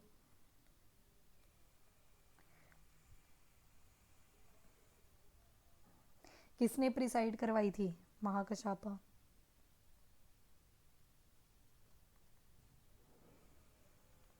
तो इस टाइम पे हुआ क्या था एक्चुअल में? तो जो आपके 3 पिताकास थे, त्रिपिताकास, वो कंपाइल होते हैं, ठीक है। जो त्रिपिताकस थे वो कंपाइल किए गए थे। जो विनय पिताका था आपका, उसको कंपाइल किया था एक डिसाइपल हुआ करते थे बुद्धा जी के, तो विनय पिताका को उसी ने कंपाइल किया था। कौन था? उपाली। कंपाइल भी किया, रिसाइट भी किया, ठीक है। और जो सूत पिताका थे तो एक और डिसाइपल हुआ करता था, अनंदा। तो अनंदा ने इसको कंपाइल और रिसाइट किया। तो that was the first Buddhist council, जिसमें क्या क्या हुआ? राजगृह में हुई, किसने करवाई? अजातशत्रु ने करवाई। क्या क्या हुआ? महाकश्यप के अंदर प्रिसाइड हुई, और महाकश्यप ने प्रिसाइड करवाई, यानी कि टेक केयर जो था पूरा वो किसने किया? महाकश्यप ने किया। और स्पेसिफिसिटी क्या थी? त्रिपिताका इस टाइम पे कंपाइल होते हैं। फिर आती है सेकेंड बुद्धिस्ट काउंसिल। ये अब 100 साल के गैप पे होगी, 383 BCE। कौन करवाएगा? सॉरी, पहले कहाँ पे होगी? तो वैशाली में होगी, अगेन इन बिहार। और किसने करवाई? कौन रूलर था उस टाइम पे? कालासोका। किसने प्रिसाइड करवाई? सारा टेक केयर किसने किया? तो सावा कमी ने किया। क्या काम हुआ था? खास काम क्या था उस टाइम पे? तो यहाँ पे क्या होता है कि जो बुद्धिज़्म था उसके एक्चुअल ऑब्जेक्टिव क्या है उसके ऊपर डिबेट होनी शुरू हो गई थी, थोड़ी क्लैशेस आने शुरू हो गए थे। तो उन क्लैशेस को रिजॉल्व किया गया था during the second Buddhist council. तो ऑब्जेक्टिव ऑफ बुद्धिज़्म क्लैरिफाइड किस टाइम पे? सेकेंड बुद्धिस्ट काउंसिल के टाइम पे, ठीक है। और इसके अलावा एक डिवीजन हो जाती है बुद्धिज़्म की स्था वीरावदीन्स और महासंघिकाज में, एक डिवीजन हो जाती है। ऑल दो याद रखने की ज़रूरत नहीं है, बट इतना याद रखना कि हाँ डिवीजन हुई थी, स्था वीरावदीन्स और महासंघिकाज, महासंघिकाज, ठीक है, that was the second Buddhist council. उसके बाद आपकी थर्ड बुद्धिस्ट काउंसिल होती है, कब होती है? 250 BCE के आसपास। कौन सी जगह पे होती है? तो पाटलिपुत्र में होती है। पाटलिपुत्र किसने बनवाई थी ये सिटी? उदयन ने। Udayan was the king of Haryanka dynasty. Pataligrama से बना था, फिर पाटलिपुत्र बना, आज का पटना वाला एरिया है, ठीक है। कौन किंग थे उस टाइम पे? तो अब अशोका के बारे में हम अभी देखेंगे मौर्यन डायनेस्टी में। और किसने प्रिसाइड करवाई थी? तो मोगली पुत्र तीसा। क्या स्पेसिफिसिटी थी during the third Buddhist council? यहाँ पे ओरिजिन होता है एक तो थेरावाड़ा स्कूल का, origin of Theravada school. Theravada school कौन सा था? तो हीनयान बुद्धिज़्म, अभी हम देखेंगे तो वो है। और जो त्रिपिताका थे उनको पाली में कोडेड किया गया। त्रिपिताका कोडेड इन पाली लैंग्वेज, ठीक है। और बुद्धिस्ट मिशनरीज को कहाँ भेजा गया? डिफरेंट कंट्रीज में। Sent Buddhist missionaries to different countries, जैसे अपने ही बच्चों को उन्होंने श्रीलंका भेजा था। तो that was the third Buddhist council. उसी के साथ फोर्थ बुद्धिस्ट काउंसिल आती है, जो कि आसपास 1st सेंचुरी BCE में होती है। 1st सेंचुरी CE आ गया, ठीक है। और कौन सी जगह पे होती है? तो कश्मीर में होती है। किंग कौन होते हैं? तो कनिष्का भी आएंगे आगे, पोस्ट मॉडर्न फेज में हम पढ़ेंगे उनके बारे में। प्रेसिडेंट कौन थे? तो वासुमित्र। तो यहाँ पे बुद्धिज़्म जो था मेनली डिवाइड हो जाता है 2 व्हील्स में। एक को बोला गया हीनयान, जो ओरिजिनल वाला था, जो बुद्धा की ओरिजिनल टीचिंग पे चलता था, और दूसरे को बोल दिया महायान, ठीक है। Hinayana and Mahayana, these were the 2 divisions of the Buddhism at the time of fourth Buddhist council. Although बोला जाता है कि जो फोर्थ बुद्धिस्ट काउंसिल थी ना, ये कॉन्ट्रोवर्शियल सी है। कहीं बोलते हैं ये दो जगह पे हुई थी सेम टाइम पे, एक तो श्रीलंका में होती है, और दूसरी जो थी वो एक और किंग हुआ करते थे जिनका नाम था अलोक लेना, ठीक है। उन्होंने भी करवाई थी कश्मीर में। तो 2 जगह पे मान लेते हैं, एक श्रीलंका पे, एक कश्मीर में। पर जो ज़्यादा ऑथेंटिफाइड है, ऑथेंटिकेटेड है, वो है कश्मीर वाली, जो कनिष्का ने करवाई थी वासुमित्रा की प्रेसिडेंस से, ठीक है।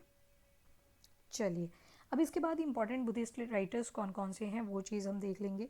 पहले आते हैं अशोक घोष। अशोक घोष ने एक बहुत इंपॉर्टेंट बुक लिखी है जिसका नाम है बुद्धा चरिता। बुद्धा चरिता जो है दैट इज़ द बेसिकली, पहले तो ये संस्कृत में है, ठीक है, this is written in the Sanskrit language. Buddha Charita is basically the biography of the Buddha, ठीक है। और ये जो अशोक घोष थे, he was contemporary of Kanishka. जो कनिष्का देखेंगे हम पोस्ट मॉडर्न्स में, उनके कंटेम्परेरी थे जो अशोक घोष है। दूसरे राइटर आते हैं Nagarjuna. Nagarjuna again very important. Mahayana Buddhism का एक और छोटा सा स्कूल आता है जिसका नाम है मध्यमका स्कूल ऑफ महायान बुद्धिज़्म। फटाफट से याद करो कौन सी बुद्धिस्ट काउंसिल में बुद्धिज़्म महायान और हीनयान में कन्वर्ट हुआ था? तो it was fourth Buddhist council. तो महायान बुद्धिज़्म जो था उसी का एक और सब स्कूल आता है मध्यमका स्कूल। तो वो किसने दिया था? नागार्जुना ने दिया था। जो नागार्जुना थे ना, ही वॉज कंटेम्पररी ऑफ गौतमी पुत्र ऑफ आंध्रा। गौतमी पुत्र ऑफ आंध्रा। ये जो गौतमी पुत्र थे आंध्रा के, ये हम देखेंगे ये सतवाहना किंग थे। अभी सतवाहना डायनेस्टी जब पहुंचेंगे तब आएगा इनके बारे में। फिर आते हैं असंगा। असंगा के साथ इनके एक और भाई भी हुआ करते थे जिनका नाम था वासुबंधु। तो ये असंगा और वासुबंधु जो थे 2 भाई थे आपस में, और 4th सेंचुरी CE के आसपास ये पंजाब वाले रीजन में इमर्ज हुए। पंजाब 4th सेंचुरी CE, ठीक है। जो असंगा था, असंगा वॉज बेसिकली टीचर थे किसके? योगाचारा और विजनावाड़ा स्कूल के, ठीक है, टीचर ऑफ योगाचार।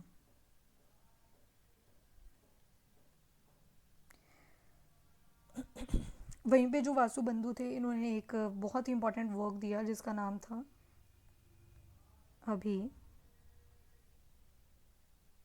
धर्मा कोशा।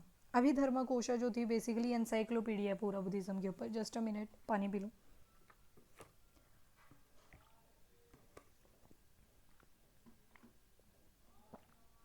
वासुबंधु ने क्या किया था, अभिधर्मा मोक्षा लिखा, सॉरी अभिधर्मा कोशा लिखा। Abhidharma Kosha was the encyclopedia of Buddhism. यानी कि बुद्धिज्म से रिलेटेड अगर आपको कुछ भी यानी कि सारी जानकारी चाहिए तो यू कैन फॉलो द अभिधर्मा कोशा। इसमें सारा एनसाइक्लोपीडिया, जैसे हम सर्च करते हैं ना कुछ भी एनसाइक्लोपीडिया आ जाता है उसमें सारी डिटेल्स होती हैं, तो उसी तरह से अभिधर्मा कोशा भी था, that was given by the Vasubandhu. फिर आते हैं बुद्धा घोषा। बुद्धा घोषा जो थे ये पाली स्कॉलर हुआ करते थे। तो जो इनका एक विशुद्धि मार्ग याद है ना आपको, विशुद्धि मार्ग हमने देखा भी, पाथ ऑफ प्योरिटी।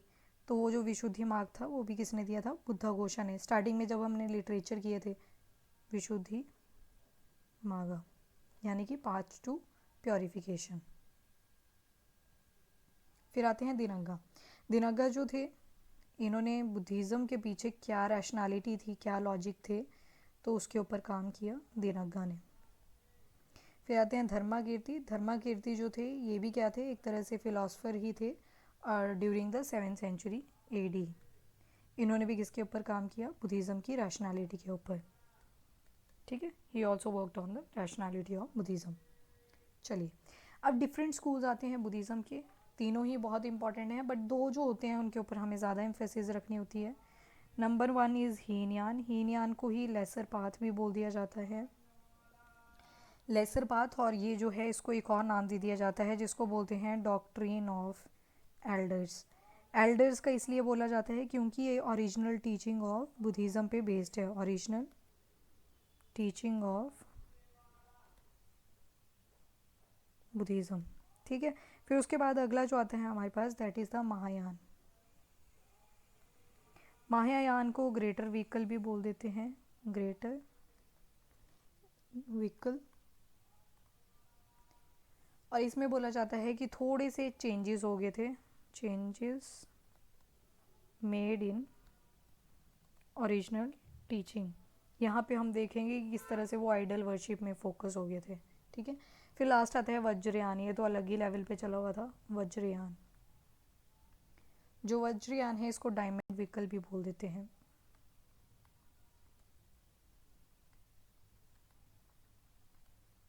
वज्रयान। ठीक है, चलो 1 बाय 1 देखते हैं सभी के बारे में। अरे ये डायमंड व्हीकल कहाँ पे आ गया, रुको एक सेकंड रुकना।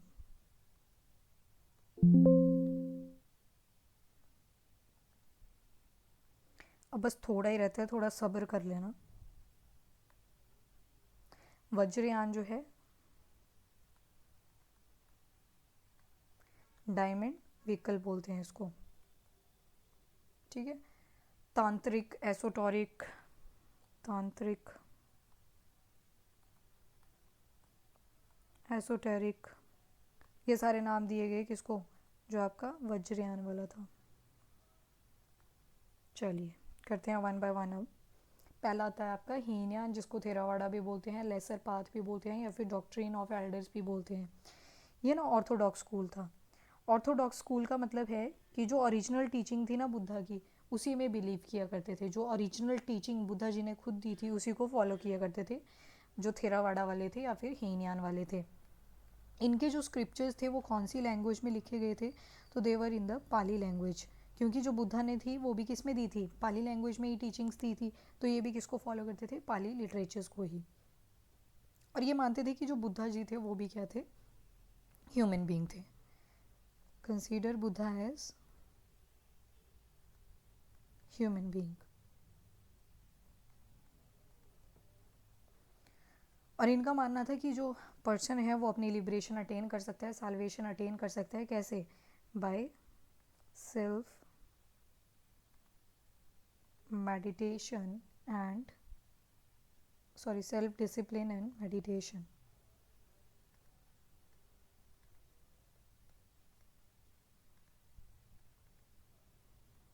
ठीक है, फिर जो ये थेरावाड़ा स्कूल था ये कहाँ तक स्प्रेड होता है तो वो चीज़ ध्यान रखनी है, किसने अडॉप्ट किया वो भी चीज़ ध्यान में रखनी है। तो थेरावाड़ा जो है ये श्रीलंका में भी देखने को मिला, श्रीलंका के बाद म्यांमार, म्यांमार के बाद थाईलैंड। तो देखो अब तक श्रीलंका के साथ आपको याद हो जाना चाहिए अशोका का नाम, क्यों? क्योंकि अशोका ने अपने बच्चों को भेजा था टू स्प्रेड द बुद्धिज़्म इन श्रीलंका। तो वहाँ पे हमें फिर दीपवंशा महावंशा भी देखने को मिलते हैं। जो दीपवंशा और महावंशा थे they were basically the Sri Lankan chronicles based on the Buddhism. तो अशोका ने जो था हीनयान बुद्धिज़्म को पेट्रोनाइज किया था। तो that is the first school. Second आता है हमारा, that is the Mahayana Buddhism. Mahayana Buddhism यानी कि ग्रेटर पाथ, स्टार्टिंग में नाम बता दिया मैंने। और हुआ क्या था, पहले महायान स्कूल बना, फिर महायान से ही हीनयान वाले सेपरेट हुए कि नहीं हमें ओरिजिनल टीचिंग को ही फॉलो करना है। पर जो महायान थे ये बिलीव करते थे हेट्रोडॉक्सी में, हेट्रोडॉक्स यानी कि थोड़ी बहुत ओरिजिनल चीज़ों में चेंजेस करने पड़ते हैं बाय द टाइम। ये मानना था किसका? महायान वालों का। चेंज इन ओरिजिनल टीचिंग, ठीक है, ये किसका मानना था? जो महायान बुद्धिज़्म को फॉलो कर रहे थे। और ये जो स्कूल होता है महायान ये बाद में मध्यमिका और योगाचारा में कन्वर्ट हो जाता है, डिवाइडेड इनटू। अब देखो डिवीज़न ही चलती जाएंगी। अब जब भी किसी चीज़ की डिवीज़न चलती है ना तो उसका पतन ज़रूर होता है। योगाचारा, ठीक है, मध्यमिका और योगाचार्य। योगाचारा का नाम किससे एसोसिएटेड है? अभी हमने देखा असंगा जो थे उनके साथ, उनको बोला जाता है टीचर ऑफ योगाचारा। फिर इसके बाद लैंग्वेज कौन सी थी? इनके स्क्रिप्चर जो लैंग्वेज में मिलते हैं वो थी संस्कृत। तो यहाँ से पता लगता है लैंग्वेज ऑफ एलिट्स। अब लैंग्वेज के ऊपर ज़्यादा एम्फेसिस दिया जाने लगा। और ये बोलते हैं कि हमें आइडल वर्शिप करनी चाहिए बुद्धा जी की, ठीक है, क्यों? क्योंकि ये मानते थे he was equivalent to god, या फिर गॉड ना बोलना हो तो universal liberation from suffering, universal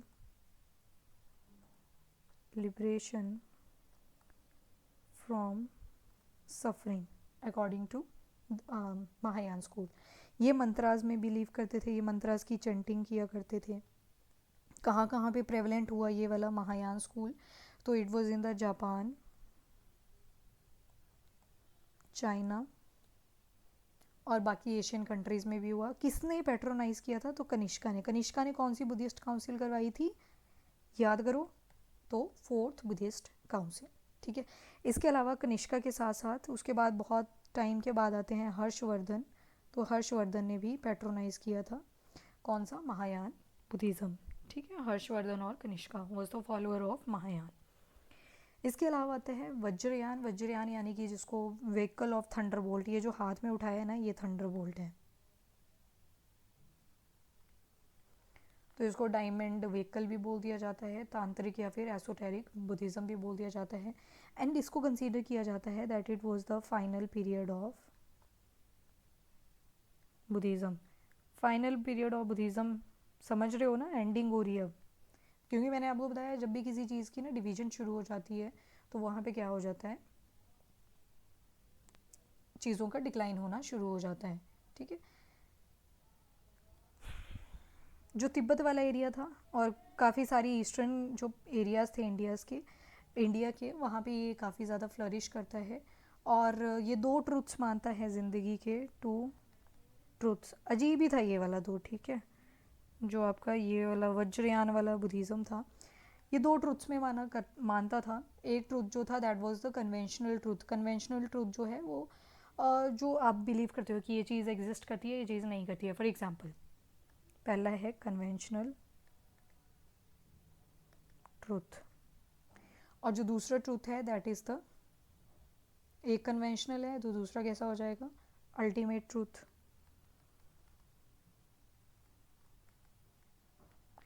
conventional truth में आ गया कि कौन सी चीज़ एग्जिस्ट करती है और कौन सी नहीं करती, इस पे एम्फेसाइज दिया जाएगा। ये आ गया कन्वेंशनल ट्रूथ। और जब एनलाइटेंड हो जाता है कोई तो उसको बोल दिया अल्टीमेट ट्रूथ, क्योंकि आपने देखा होगा जो जितने भी कुछ मैक्सिमम बुढ़े लोग होते हैं बाद में स्पिरिचुअलिटी की तरफ ज़्यादा चले जाते हैं, क्योंकि उनको लगता है कि सारी चीज़ें अटेन कर ली है ज़िंदगी की, अब क्या करना है, निर्वाणा प्राप्त करना है। मेरे हिसाब से तो एनलाइटनमेंट ना हमें टीनेज टाइम से क्या बचपन से ही शुरू कर देनी चाहिए, ताकि हम अपना एक जगह पे फोकस बना पाएँ, ठीक है।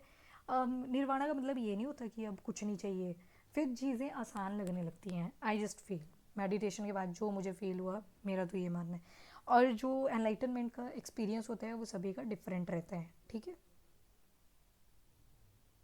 चलो अब देखो, ये लोग तंत्रा में बिलीव करते थे, जो वज्रयान बुद्धिज़्म के फॉलोअर थे, दे बिलीव्ड इन, अरे रुको रुको रुको, they believed in tantra, tantra में काफ़ी ज़्यादा बिलीव करते थे। तो इनके जो स्क्रिप्चर्स हैं वो सिंबल की फॉर्म में ज़्यादा मिलेंगे, सिंबॉलिक स्क्रिप्चर्स, ठीक है। इनका मानना है कि मैजिकल पावर्स हैं बुद्धा के पास, और ये थंडर बोल्ट क्यों लिया हुआ है, ताकि जो भी बुरी चीज़ें हैं उसको पूरा ख़त्म कर दिया जाए, ठीक है। तो ये सारी चीज़ें बताई गई आपके वज्रयान में। और जो लामा नहीं है, दलाई लामा स्पेशली, और बाकी भी lamas, Dalai Lama plus other lamas, वो भी किसको फॉलो करते हैं, वज्रयान वाले को। कहाँ कहाँ पे फ्लरिश करता है, तो आपका मंगोलिया, तिब्बत और नेपाल, भूटान, यहाँ पे फ्लरिश करता है आपका वज्रयान बुद्धिज़्म, ठीक है। अब करेंगे हम बहुत इंपॉर्टेंट टॉपिक इस चैप्टर का, that is the 8 great Bodhisattvas. ये बोधिसत्वस कौन है, तो they are the enlightened ones, जिनको निर्वाणा प्राप्त हो चुका है। और डिफरेंट सिंबल्स दिए गए हैं यहाँ पे, डिफरेंट सिंबल्स, सभी का डिफरेंट मीनिंग है। चलिए वन बाय वन देखते हैं। पहला आता है आपका मंजूश्री। यहाँ पे ना जो पिक्चर्स लगाई हैं उनको ध्यान से देखना, क्योंकि उसी से पता चल जाएंगी आधी चीज़ें। जो मंजूश्री बोधिसत्व है ना, मंजूश्री बोधिसत्व को देखोगे तो उनके राइट हैंड में आपको एक चीज़ मिलेगी जो कि है स्वॉर्ड। ये क्या है, स्वॉर्ड, तलवार। इनके राइट हैंड में आपको एक स्वॉर्ड मिलेगी, और इनका जो लेफ्ट हैंड है उसमें एक टेक्स्ट मिलेगा, यानी कि बुक, ठीक है। तो ये क्या बोलते हैं कि जो इग्नोरेंस है, जो लोगों में अज्ञानता है, उसको ख़त्म करना है with the help of sword. Overall अगर देखें, ये जो टेक्स्ट है ना इनके हाथ में, ये एक सूत्र है, और उसका नाम क्या है, प्रज्न पारामिता सूत्र, प्रज्न पारामित्र सूत्र। अब आ सकता है आपको ऑप्शन में दे देंगे प्रज्न पारामिता, और पूछ लेंगे कि ये बुद्धिस्ट है, जैन टेक्स्ट है, कौन सा है। तो प्रज्न पारामिता किससे रिलेटेड है, आपके बुद्धिस्ट टेक्स्ट से। तो एक हाथ में स्वॉर्ड पकड़ी हुई है, दूसरे में प्रज्न पारामित्र सूत्र दिया हुआ है। और इसमें क्या बताया गया है कि कैसे हम अपनी अज्ञानता को ख़त्म करेंगे। और स्वॉर्ड इसीलिए दिखाई गई है कि ख़त्म करना है किसको, अज्ञानता को, इग्नोरेंस को। तो वही चीज़ मंजूश्री में रिप्रेजेंट करी जाती है। तो मंजूश्री जो है, it is the Bodhisattva of wisdom and insight. तो it is the Bodhisattva of wisdom and insight, Manjushri. फिर आता है आपका अवलोकितेश्वरा, दूसरा पदमपनी, लोकेश्वरा। तीनों एक ही नाम है ये, अवलोकितेश्वरा, पदमपनी और लोकेश्वरा। पदमपनी से आपको पता होना चाहिए, पदम किस फ्लावर को बोलते हैं, तो लोटस को बोलते हैं। Padma stand for the lotus flower. अब देखो बिल्कुल सिंपल है ना, वाइट कलर दिख रहा है आपको और लोटस होल्ड किया हुआ है, तो यहाँ पे रिप्रेजेंट करता है ये इन्फिनाइट कंपैशन, इन्फिनाइट कंपैशन। देखो एक टर्म होती है सिंपथी, सिंपथी में क्या होता है, कोई उदास है, आप बोलते हो आपके साथ तो बड़ा बुरा हुआ। दूसरा होता है एम्पथी, एम्पथी में आप क्या देखते हो, उसका पेन फील करते हो, ठीक है, पूरा फील होता है। फॉर एग्जांपल कोई गिर गया, उससे खून बह रहा है, आपको फील हो रही है वो चीज़, तो you take the feeling of that person. फिर आता है कंपैशन, अब आप सिर्फ फीलिंग नहीं ले रहे हो, अब आप उस पर्सन के लिए कुछ कर भी रहे हो, पट्टी लाओगे ना आप, तो उसको बोलते हैं कंपैशन, कि आप उस इंसान के लिए अब कुछ कर रहे हो। तो इन्फिनाइट कंपैशन जो है वो रिप्रेजेंट करा जाता है बाय अविलोकतेश्वरा, या फिर इस स्टेज को बोलते हैं मैनिफेस्टेशन ऑफ अमिताभ। अमिताभ बच्चन नहीं है ये।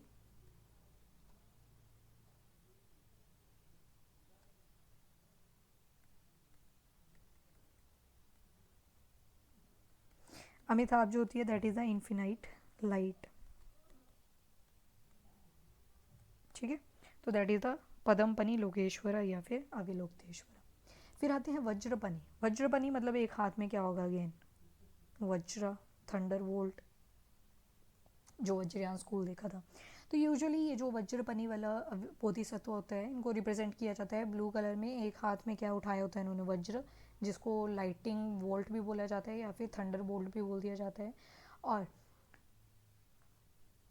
साथ में बोला जाता है इनके हाथ में, एक हाथ में फेयर्स होती है, फायर होती है, एक हाथ में इन्होंने फायर उठाई होती है। और स्टैंडिंग पोज में होते हैं, वॉरियर पोज में होते हैं। लग रहे हैं ना फियर्स, वॉरियर पोज में दिख रहे हैं पिक्चर में अगर आप देखोगे। तो ये रिप्रेजेंट करता है power of transformation. Power of, ये वाला Bodhisattva represent the power of transformation. Energy represent करता है, देखो पिक्चर से लग रहा है एनर्जेटिक है काफ़ी ज़्यादा, और साथ में पावर रिप्रेजेंट करता है। तो दैट इज़ द वज्र पानी। अगले आते हैं Maitreya. Maitreya is very important, ये माने जाते हैं फ्यूचर बुद्धा। एक बुद्धा जी तो आए थे 583 BCE में, फिर चले गए, और फिर फर्स्ट बुद्धिस्ट काउंसिल होती है उनके लिए। तो बोला जाता है कि जब बुद्धा जी की डेथ हुई थी कुशिनारा में, उस टाइम से लेके अब जो फ्यूचर में जाके बुद्धा आएंगे कभी ना कभी, उस बीच में जो प्रोटेक्ट कर रहे हैं वो कौन कर रहे हैं, तो वो आपके मैत्रेय हैं। तो ये जो बीच वाले लोग हैं बच गए हुए, अब उनकी डेथ के बाद से लेके फ्यूचर तक जो भी लोग बीच में बच गए हुए हैं, वो क्या करेंगे, उनको कौन प्रोटेक्ट कर रहा है, तो मैत्रेय प्रोटेक्ट कर रहे हैं। तो मैत्रेय जो हैं अभी वेट कर रहे हैं कि मैं भी आऊँगा, जब राइट टाइम होगा तब मैं बर्थ लूँगा, ठीक है। एक खता पहना हुआ है इन्होंने, खता जो होता है बेसिकली सिल्क, एक मिनट, खता, खता जो होता है एक ट्रेडिशनल स्कार्फ होता है, इन्होंने लिया हुआ है वो ट्रेडिशनल स्कार्फ जो कि सिल्क का बना हुआ है, ठीक है। और इन्होंने एक ब्रश होल्ड किया हुआ है एक हाथ में, ब्रश, और ये जो ब्रश है it is in orange colour. ये रिप्रेजेंट करता है कि डिस्ट्रैक्शंस को ख़त्म करो, डिस्ट्रैक्शंस को ख़त्म करो। तो इनको फ्यूचर बुद्धा भी बोल दिया जाता है। जो मैत्रेय है he is known as the future Buddha, ठीक है। So this is the Maitreya. फिर अगले जो बोधिसत्व हैं that is the Kshitigarbha. Kshitigarbha जो है इनका मेन पर्पस जो है to save the souls of all beings.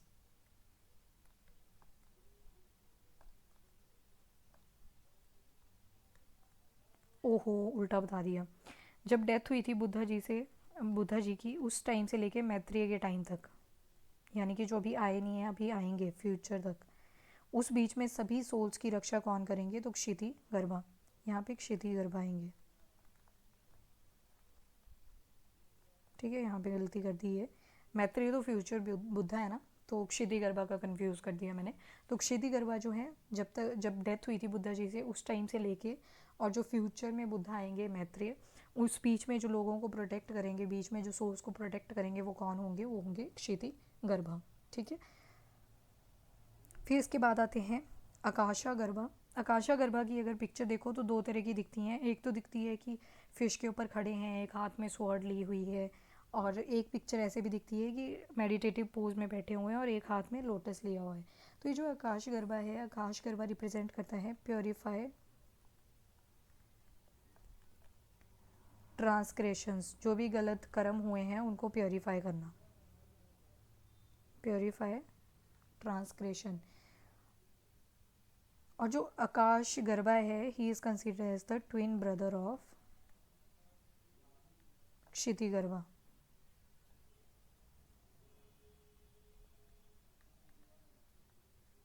Kshitiz Garbha, ठीक है, क्षिति गर्भा। तो ये दो चीज़ें दिखाई हुई हैं। यूजुअली देखोगे मैक्सिमम आपको ये वाली देखने को मिलती है, ये जो सेकेंड वाली इमेज है, ब्लू और स्किन कलर की अपीयरेंस जहाँ पे दिखाई गई है, और एक या फिर मेडिटेटिव पोज में दिखाई जाती है जो कि यहाँ पे दिखाई है, ठीक है। और यहाँ पे ये जो स्वॉर्ड पकड़ी हुई है, स्वॉर्ड का मतलब है कट नेगेटिव इमोशंस, जितने भी नेगेटिव इमोशंस हैं उनको ख़त्म करो, that is represented by the sword. फिर अगले आते हैं समंता भद्रा। समंता भद्रा का मतलब है यूनिवर्सल वर्दी,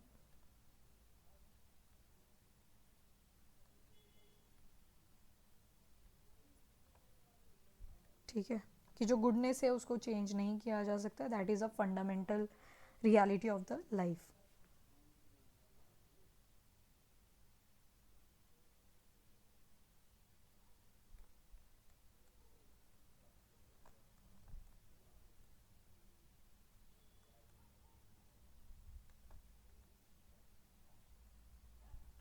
ठीक है, और यहाँ पे इनको राइड करते हुए दिखाया गया है एलिफेंट के ऊपर। एलिफेंट को बोला जाता है इसमें 6 टस्क हुए हैं, 6 टस्क। एलिफेंट इज़ हैवी, पर यहाँ पे दिखाई नहीं दे रहे, इमेजिनेटिव होते हैं वो, ठीक है। एक रिप्रेजेंट करता है पारामितास। पारामितास का मतलब होता है 6 परफेक्शंस। फिर नेक्स्ट आता है चैरिटी, सॉरी 6 पारामीटर्स बोला गया है, 6 टस्क को 6 पारामीटर्स बोला गया है, 6 परफेक्शंस बोला गया है, जिसमें फर्स्ट वन आती है चैरिटी,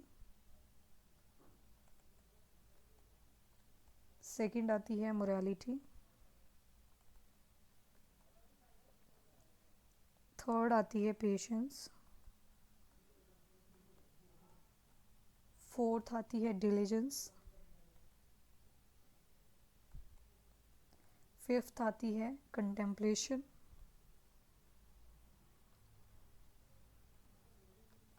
फिर आती है सिक्स्थ वन विजडम। तो ये 6 टस्क हैं जो हाथी के, वो 6 पैरामीटर्स रिप्रेजेंट करता है, 6 परफेक्शन जो पाथ साल्वेशन को लीड करता है। लास्ट आते हैं सर्वनी वर्णा। सर जो आपके सर्वनी वर्णा है, पूरा नाम देखें तो विश्वकाम्बिन, शर्वनिवारणा भी बोल सकते हो, शर्वनिवारणा विश्वकाम्बिन। जो ये वाला बोधिसत्व है, ये रिप्रेजेंट करता है कि जो रॉन्ग डूइंग्स है उनको ख़त्म करो, प्योरीफाई करो उनको,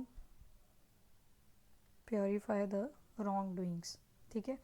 और पिंक कलर का लोटस दिखाया गया है, इसके ऊपर ये मेडिटेटिव पोज में बैठे हुए हैं, जो कि रिप्रेजेंट करता है इनकी कामनेस को, ठीक है।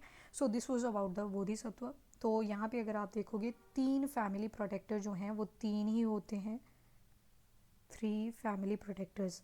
पहले है मंजूश्री, इसको ट्राइनिटी भी बोलते हैं, मंजूश्री हैं, दूसरे हैं अविलोकितेश्वर,